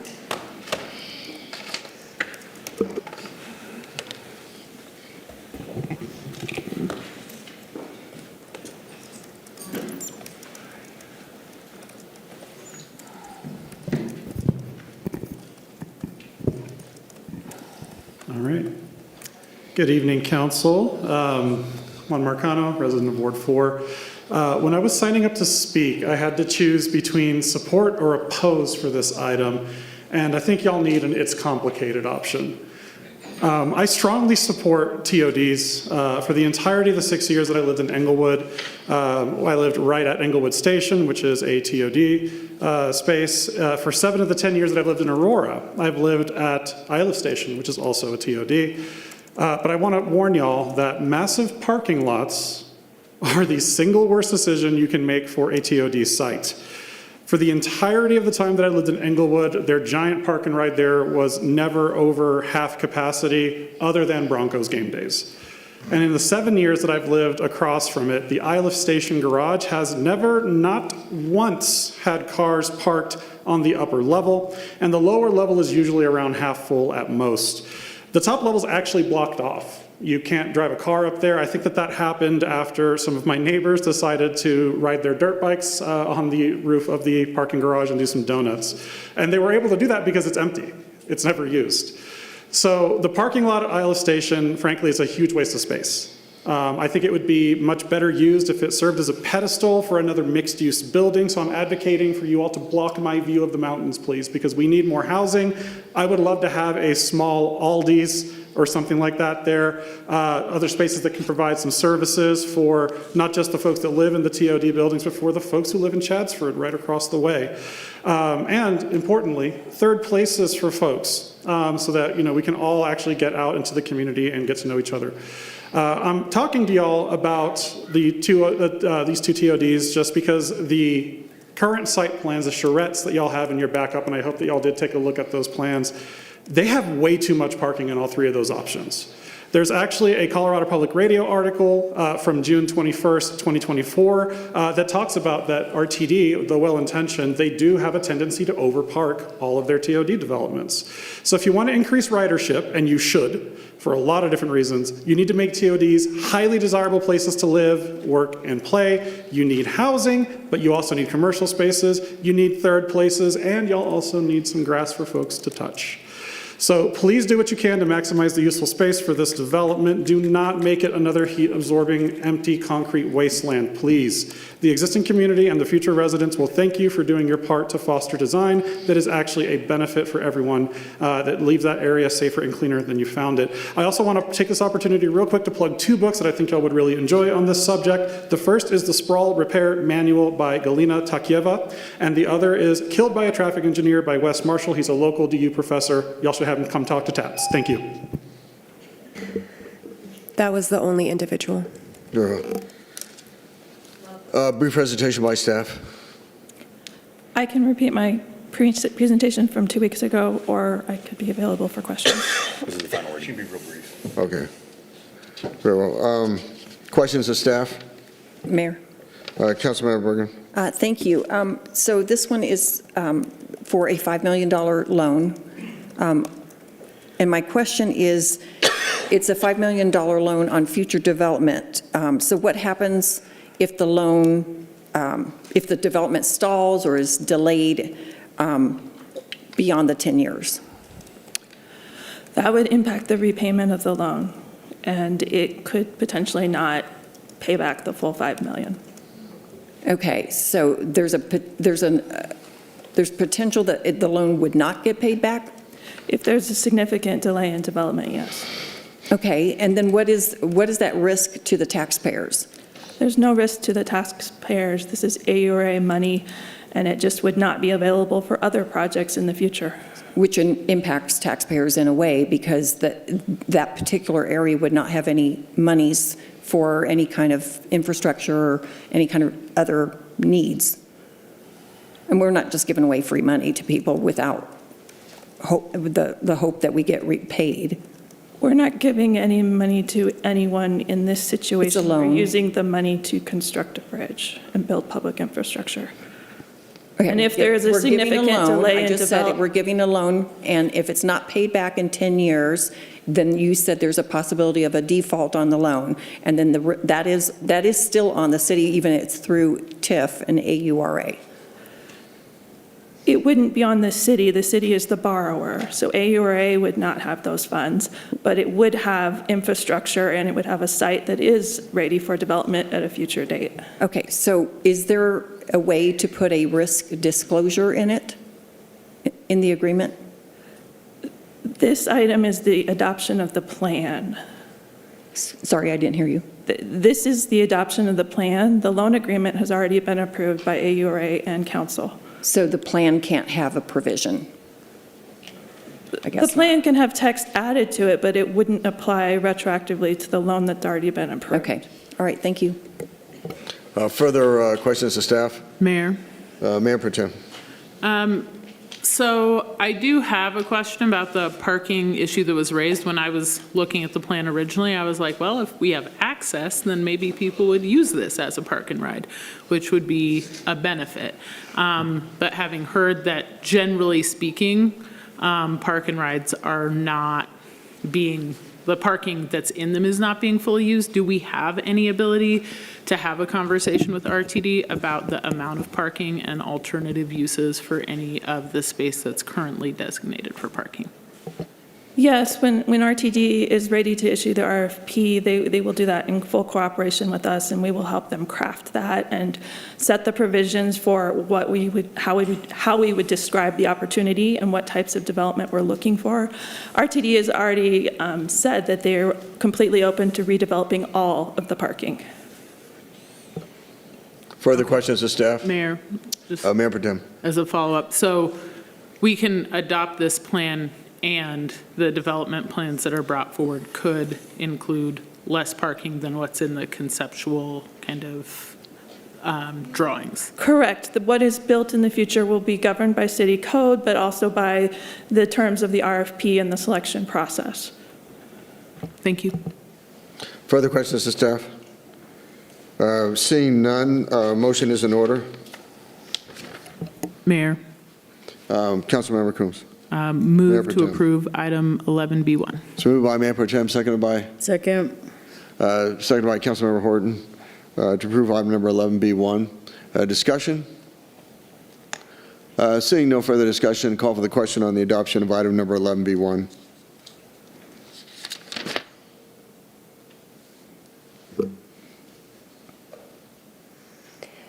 The motion passes unanimously to adopt item 11B1. Reports, Councilmember Andrews. No report, Mayor. Mayor Pro Tem Coombs. Thank you, Mayor. First, I would like to appoint Chance Horiuchi to the Business Advisory Board. My prior appointee put in her resignation because she no longer owns a business in the city of Aurora. And then just in addition, wanted to let folks know about a couple of things that came up in the last week in some of my committees, my outside boards and committees. We did have an orientation with the Mile High Flood District, with whom we have a number of ongoing agreements, but also in the Cherry Creek Basin Water Quality Authority meeting, there was some conversation about the Reach 1 reconstruction, which is basically addressing an area of the stream within the Cherry Creek State Park that's degraded. And it's getting worse as a result of the road that got washed out by the floods in 2023. So it's been a problem, but now it's a much more significant problem. And the reason that I bring this up is because specifically they have put in a request for congressionally directed spending to help with the costs that include rebuilding the road, which is not technically the sort of thing that a water quality authority typically does with their kind of stream maintenance funds.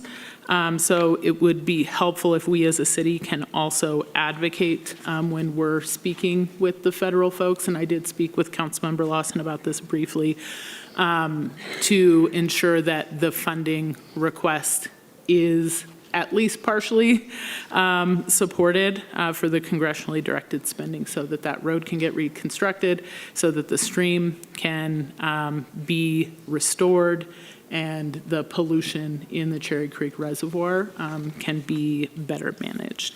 And certainly have also been out and about in the community at various events, but that I think is kind of the most important item that's come forward is the need to address that particular issue. So thank you. Okay. Councilmember Gardner. No report, Mayor. Councilmember Horton. I'm sorry, Councilmember Jackson. Thank you, Mayor. I did want to give some updates for some meetings I've had with community stakeholders. I was able to meet with the Colorado Ethiopian community and hear from them and some of their needs, including a large multicultural celebration center. I met with SEDS Finance, which is a great community partner that provides loans to high-risk, low-income folks who might otherwise be turned away for business loans.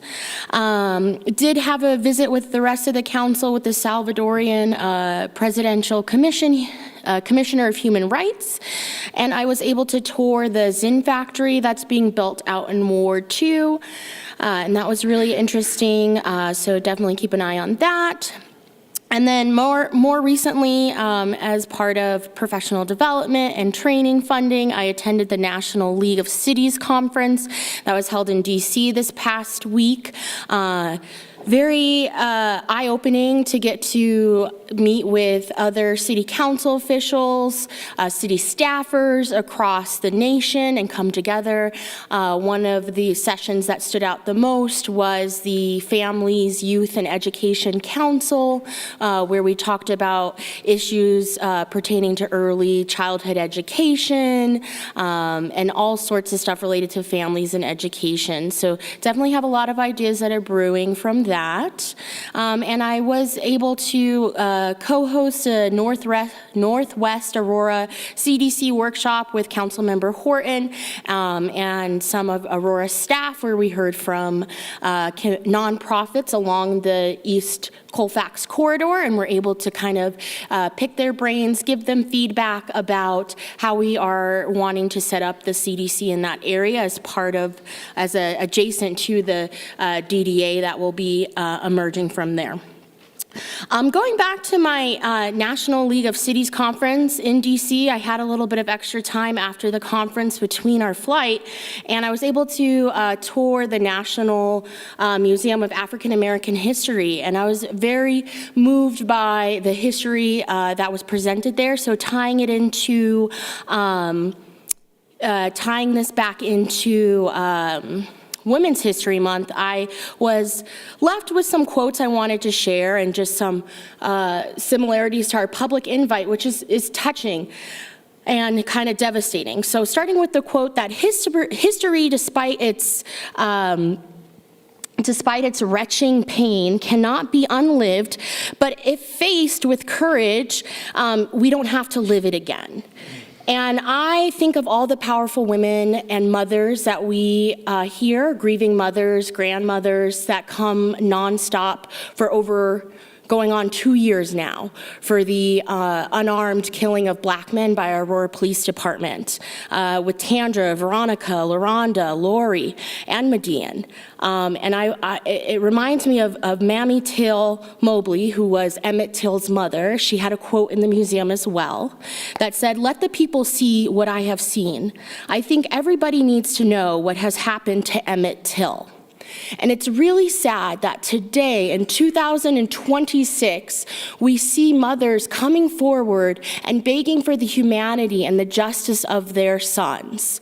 And it's just, we can trace the history of policing back to slave patrols. And that is a very real history that we don't acknowledge. And tying this to some of my updates with the FISR, the Federal, State, and Intergovernmental Committee, which I co-chair, I will never vote pro for harsher penalties and punitive sentencing because of this reason and connection to the Black history. I believe that we need creative solutions to crime. What we see happening right now is just reproducing the same issues over and over again, and we have got to get more creative than just punishing people and putting more resources behind incarcerating them versus providing social services, getting to the root issue, and actually listening to a lot of the grieving mothers that come here week after week. So with that, I just want to remind folks of our upcoming Rules Committee. It's happening tomorrow at 5:30 here. It will be open to the public. We'd love to hear your feedback about how these meetings are run.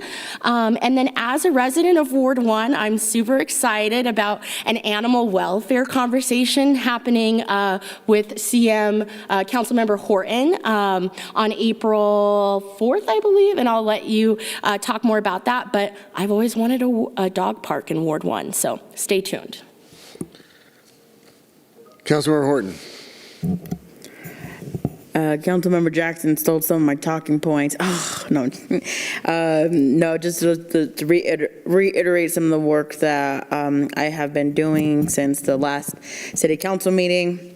I was able to attend a Spirit of Aurora board meeting, learned about their work, attended a presentation from the Korean community around a place to land in all of their effort in organizing working community.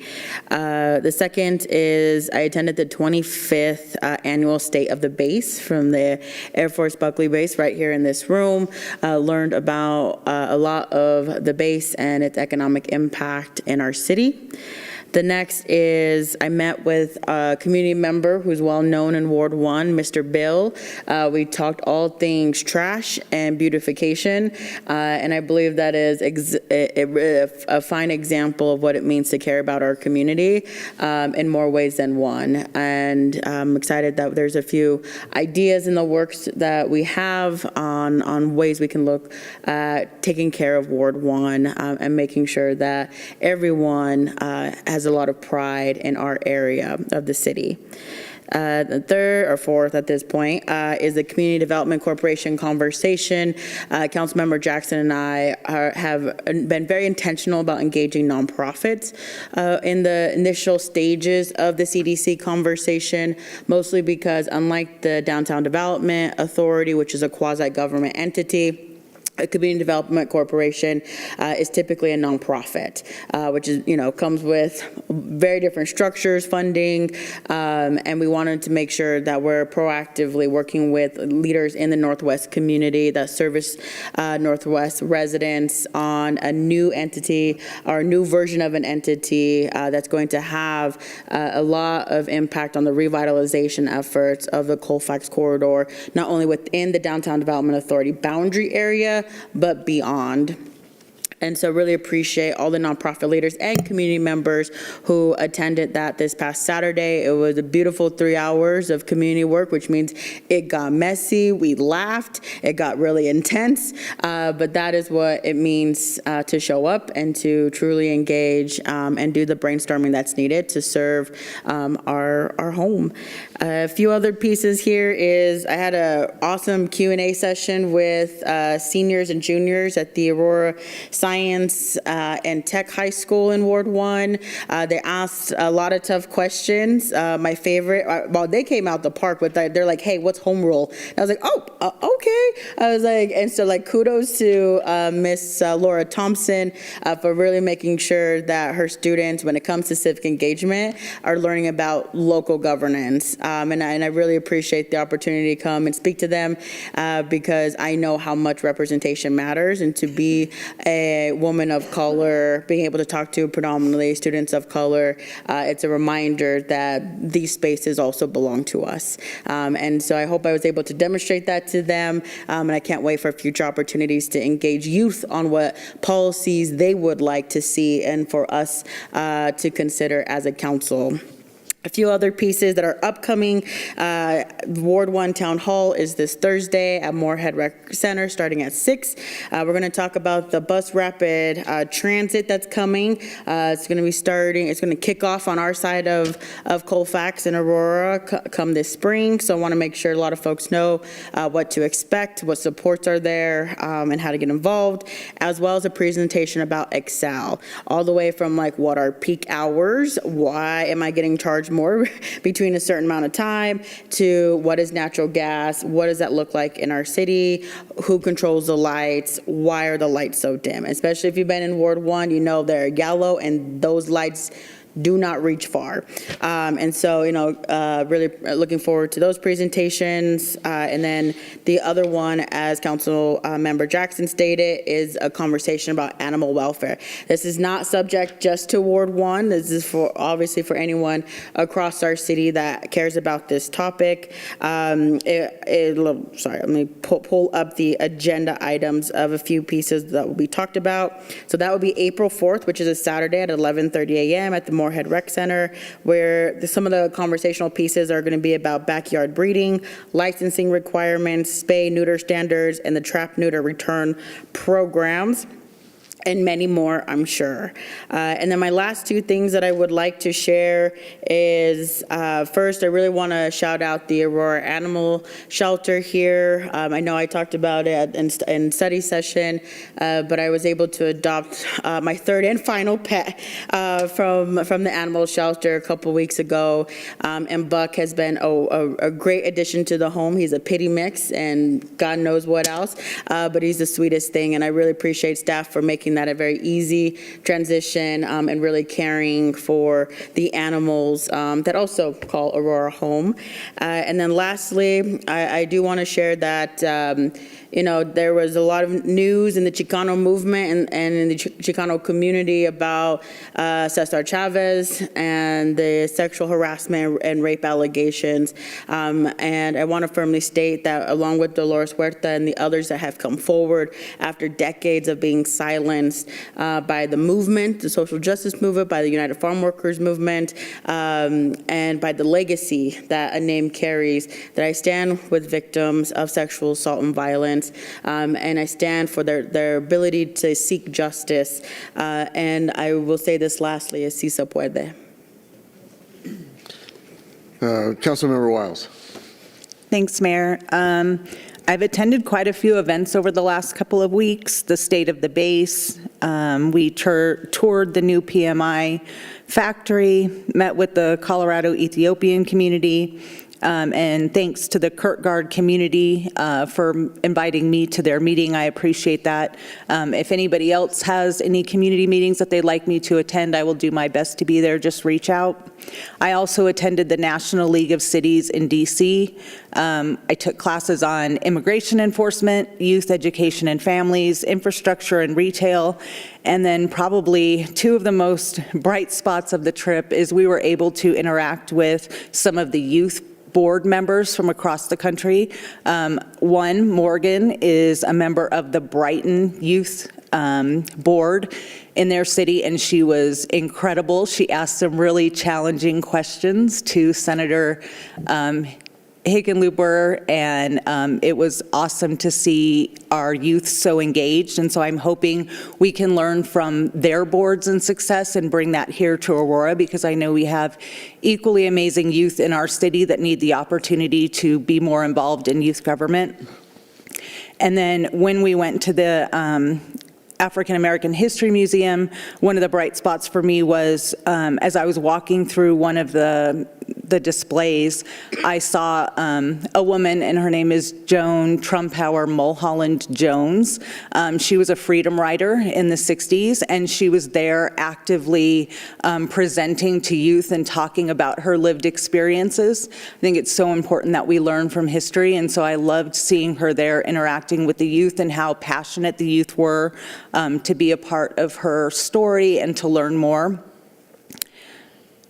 And then I have a ward meeting coming up on April 9th. It is at the Aurora Highlands Welcome Center. That is not updated on the city's website. I'm not sure why, but I'm working to get that updated.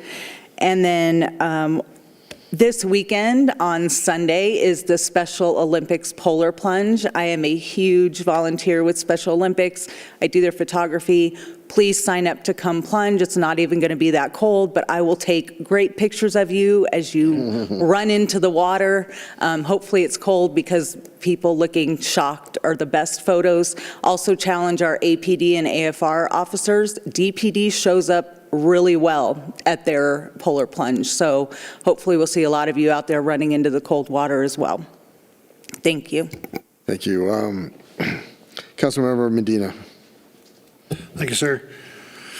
Yes, I had the same opportunity, much like Councilmember Horton, to go to the Aurora Science and Tech High School with their civics classes to talk about city council's roles, responsibilities. A lot of takeaways there were around resources, of how to be better connected to resources, not just for themselves, but for their families, and then also how to be better engaged in the political system. So I'll be reaching out to a lot of those young people to connect them to the resources they need. And that's it. Thank you. Councilmember Hancock. Thanks, Mayor.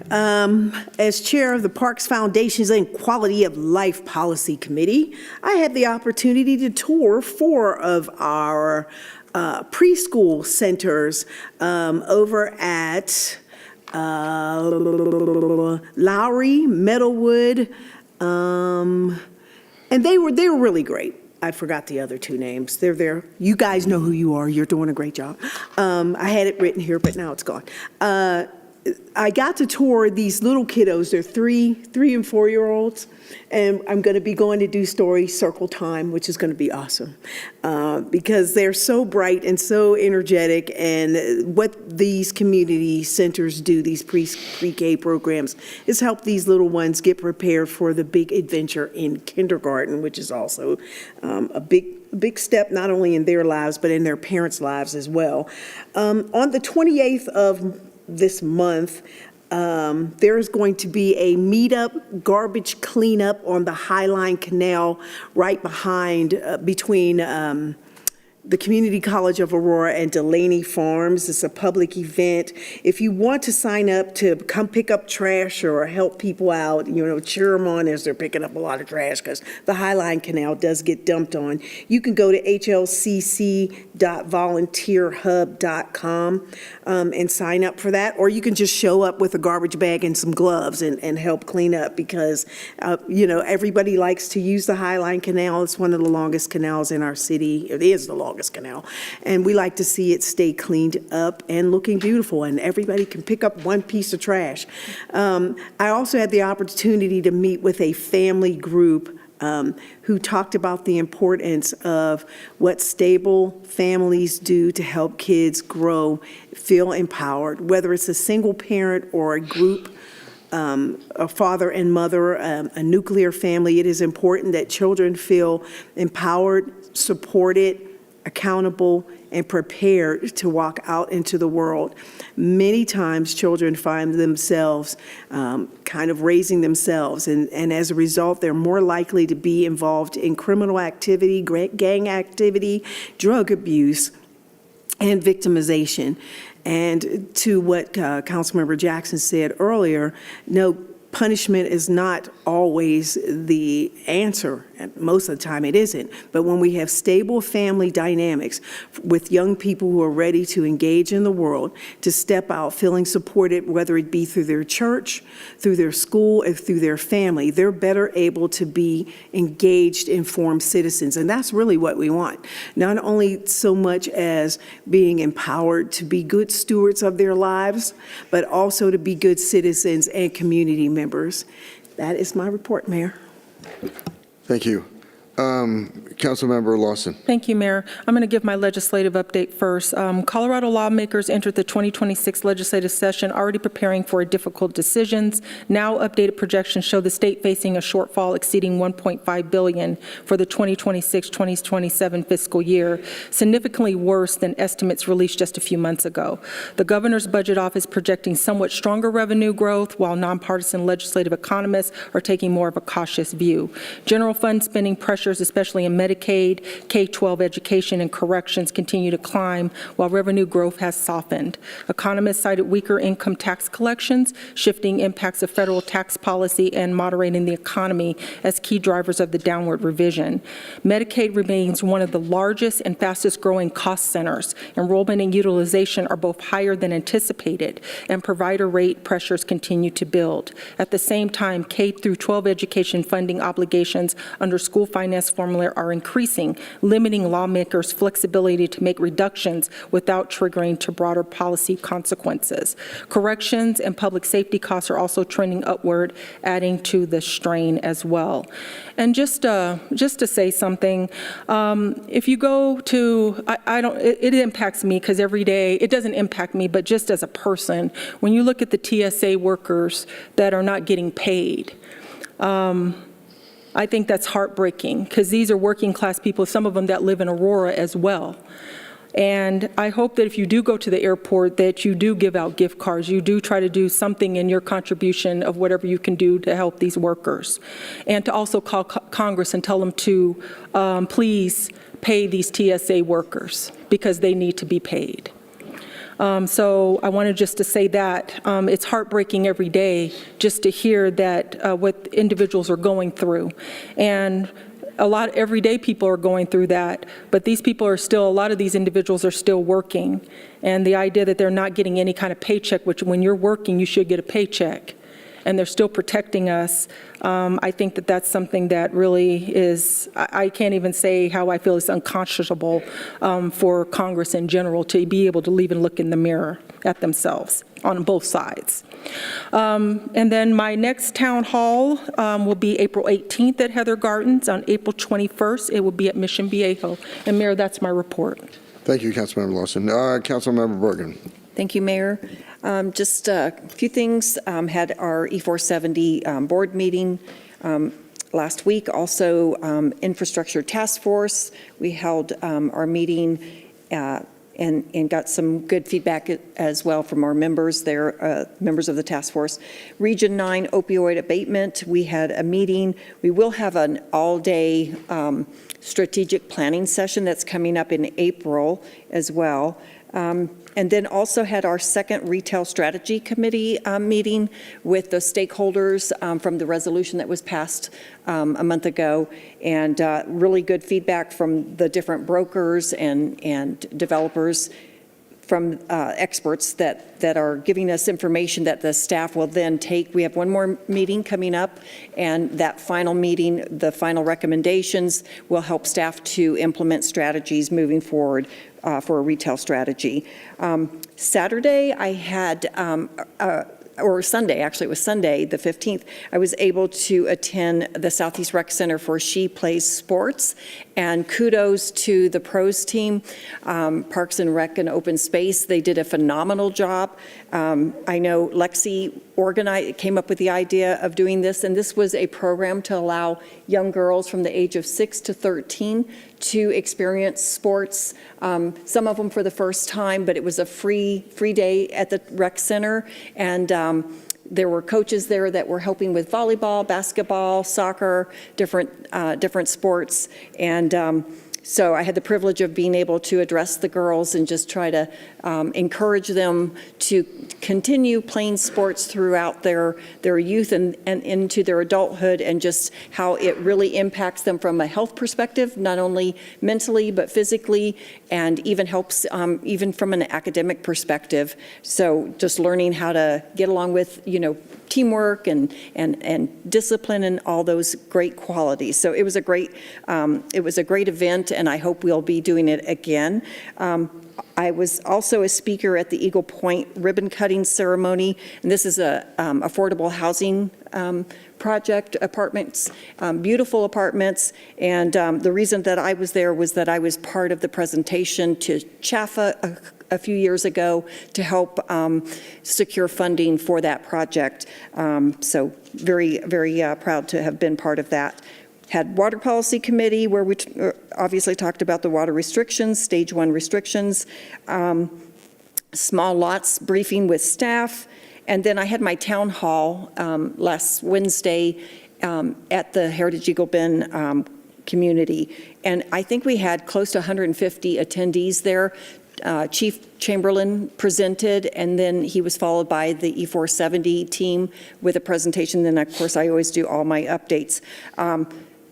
Chief Chamberlain and the officers that were there got a standing ovation. So you can imagine with 150 people, they were very appreciative of that. And In my town hall, one of the concerns that came up, certainly was just coming up with probably everybody's constituents, is the fire danger with having no rain and no snow. So I had a lot of concerns from constituents on, especially if they back up to open space and what we're doing to mitigate that. So we'll be having our fire department send some personnel out to do a site visit, and then I know I'm working with pros on mitigating that as well. That's my report. Thank you. Thank you. My report. So this Friday I'll be doing a segment on Spanish language talk radio, 11:50 a.m. on Hablemos Hoy is the name of the show, and I'll be talking about the Aurora Regional Navigation Campus, and Brenda Mendoza will be with me. She's a native Spanish speaker in the communications department, and she'll be talking about our new program for low acuity health concerns, where somebody can contact a physician either by phone or virtually, a new program run by AFR. And then I'll be doing a town hall meeting on Saturday, April 18th at 2 o'clock, and we'll be talking about the drought water, the water conditions with the water department, and answering questions about what stage 1 drought conditions mean, and encourage people to, often I put some of my key activities on my Facebook page at Mike Hoffman Facebook. Public invited to be heard. The first individual is LaRonda Jones, followed by Ayante Anderson.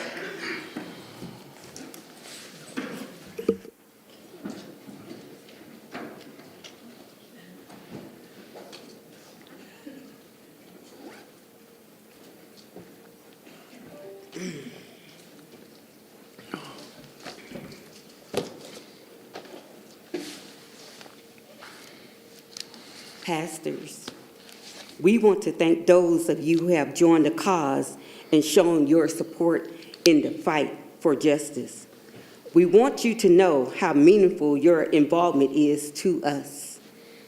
We also are aware of the great influence our clergy has in the communities, and we look forward to more pastoral leaders to stand with us.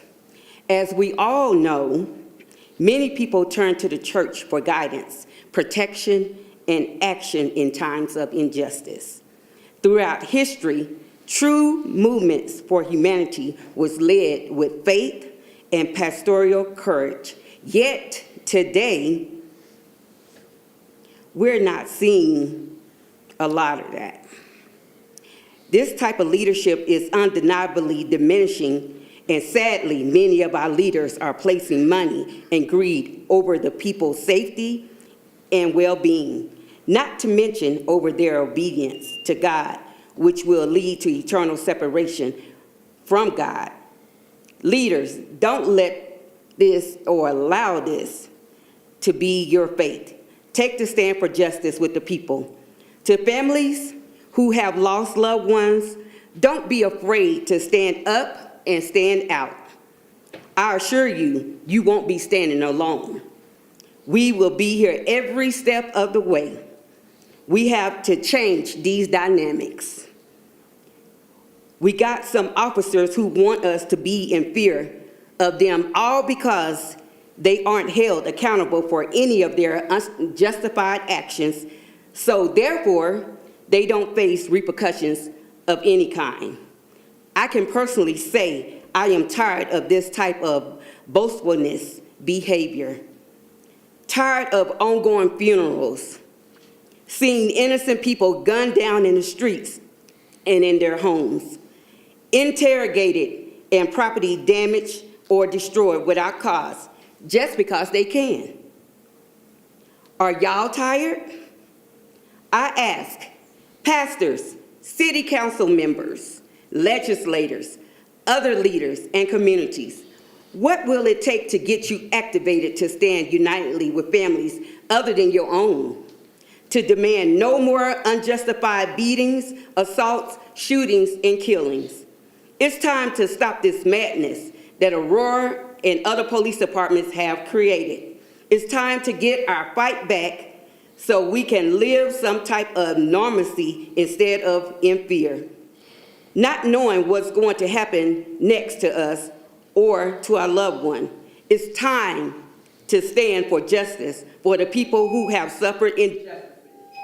Injustice is moving throughout our cities like a wildfire. It is time to extinguish this fire quickly. Leaders ask us what can they do to help.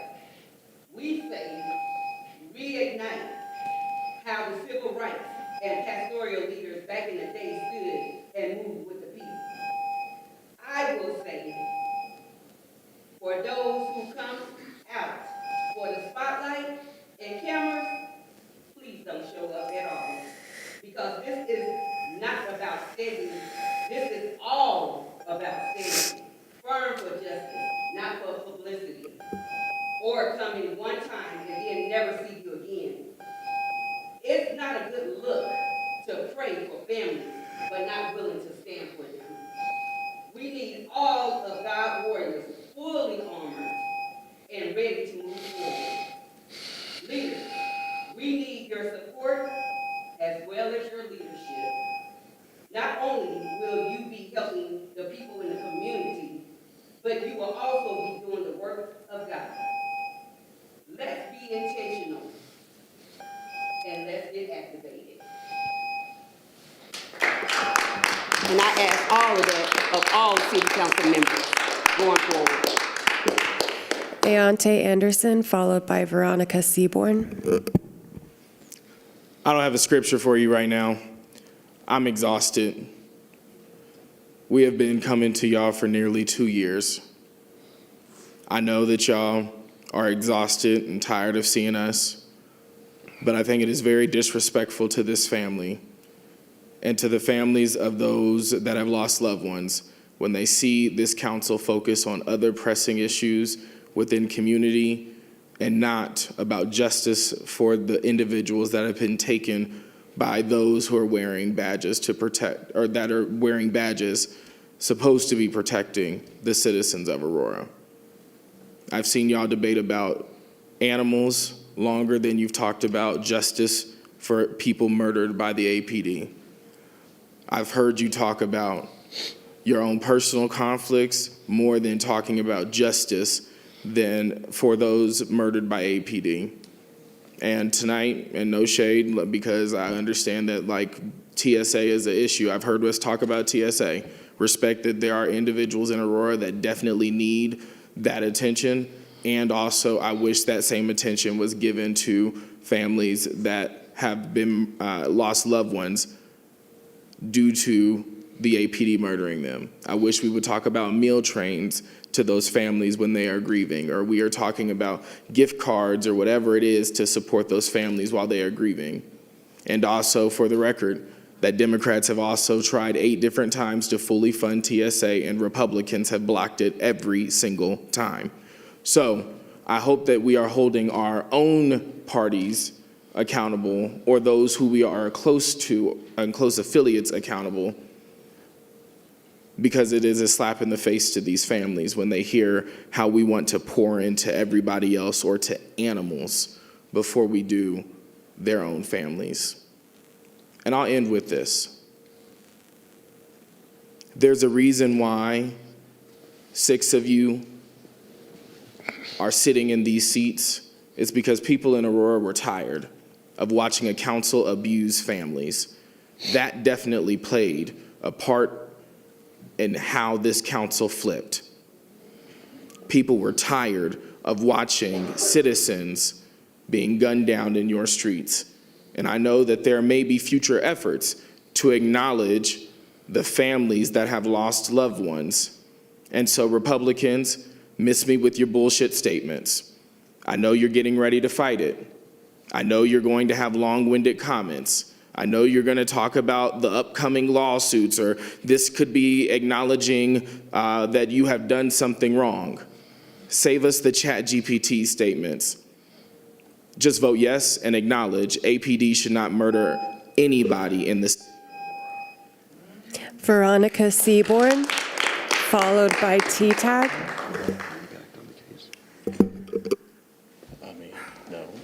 Ms. Lawson and Ms. Bergen, tonight I seen a fire and a passion in you that I wish that I have seen for any of the tears, demands, and pleads that Ms. LaRonda has stood here.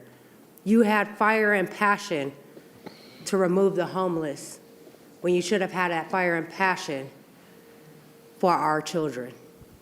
I'll take this moment to thank you, Ms. Allie Jackson, for your recognition, as us standing here is not to get on your nerves. Us standing here is not because we have the time to do it. Us standing here is a wound that reopens every time we have to stand here. Council members, we have tried over and over to work with you. We tried to make Aurora safe. We tried to make this city the first to lead. We asked you to stand with us. I'm not here as an advocate, but as a mother and someone who has lived the very pain that this city continues to ignore. As I told you before, the Black Caucus is already in support of a legislative packet that will be introduced this session. You have personally heard from President James Coleman, Representative Jennifer Bacon. They've listened, they've acted, they stepped forward, as this council has stepped back, and they understand what this council has refused to confront. The legislative packet does what your resolutions and decrees refuse to do. The bill will protect families across Colorado because a border should not determine whether a family receives justice or not. Raw body cam footage should be released to families within 7 days. There should be transparency. That is what transparency is about. Internal affairs should be completed within a certain amount of days. The family deserves that. Protections for the families pursuing both civil and criminal justice, that should be automatic. Independent investigations, no more police investigating themselves. A statewide oversight board led by the Attorney General, addressing new standards on the administrative leave admitted to these criminals who committed the crimes that took our children.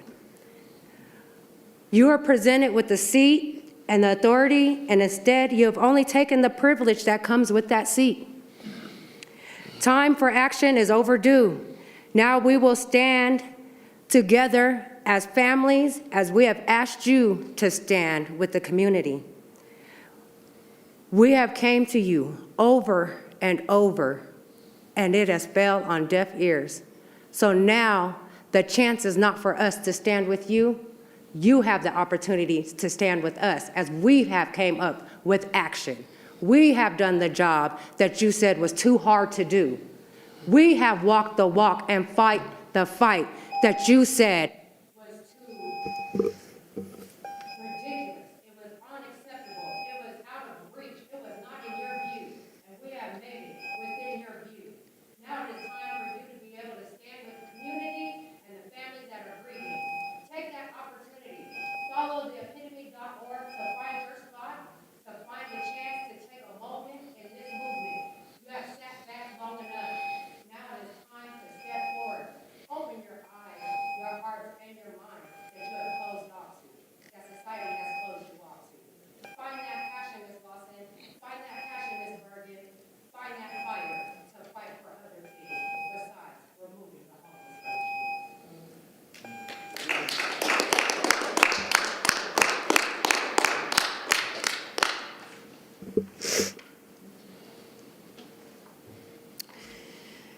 T, I'm a lifelong Aurora resident. Leadership comes from the top down, I'd like to say. I've been in healthcare for over 30 years. So I have come to these things for a long time. I've noticed that if I, as a manager in healthcare, had my employees, such as Hancock, posting things on her private next door that she's degrading her constituents and putting them at risk because they come here and speak their mind about things, or being verbally abusive to her constituents at town halls, or not having your employees show up to their jobs, no call, no show, they'd be immediately fired, or having Andrews do no sort of accountability for his behavior or all the shit that goes on with APD for years, not just with the current Nazi chief recruiting at places like Trump rallies where we know there's uncountable things. I mean, all the shit that went down with Jurinsky. We have yet to talk about when you cosplayed homelessness and accounted that for drug and choice when we know that your PEH numbers have done nothing but go up. We never see you at pit counts. The only person I've ever seen there is Councilmember Medina. There's no sort of accountability, which again comes from leadership, which is top down, which would mean why nobody here takes accountability for anything or any of your past people. Jurinsky's out there flapping her lips again, saying stuff. And again, imagine me as a manager and all my hundreds of employees, including medical providers that accidentally killed people and were like, whoops, it's not my fault. And I was just like, oh, fuck them, let them keep them out there killing people. 70,000 people, I believe, that the Schittler administration has laid off on veterans or fired, and that's just thus far. APD, we have the Nazi chief's record. We have you guys that are just so institutionalized that you have just become inhumane to things. I think we need to put limitations on how long you work in the system and how far you can go up because you're just inhumane. At this point, all I can tell you is I hope you have the karma that you voted for because that's what you deserve. And also, since we're in Women History Month, if you all can look up Dr. Justina Ford. She was very important to this state.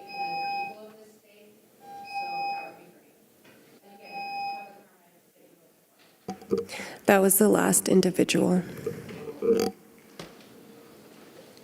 We're done. Seeing no further business before the Aurora City Council, meeting adjourned.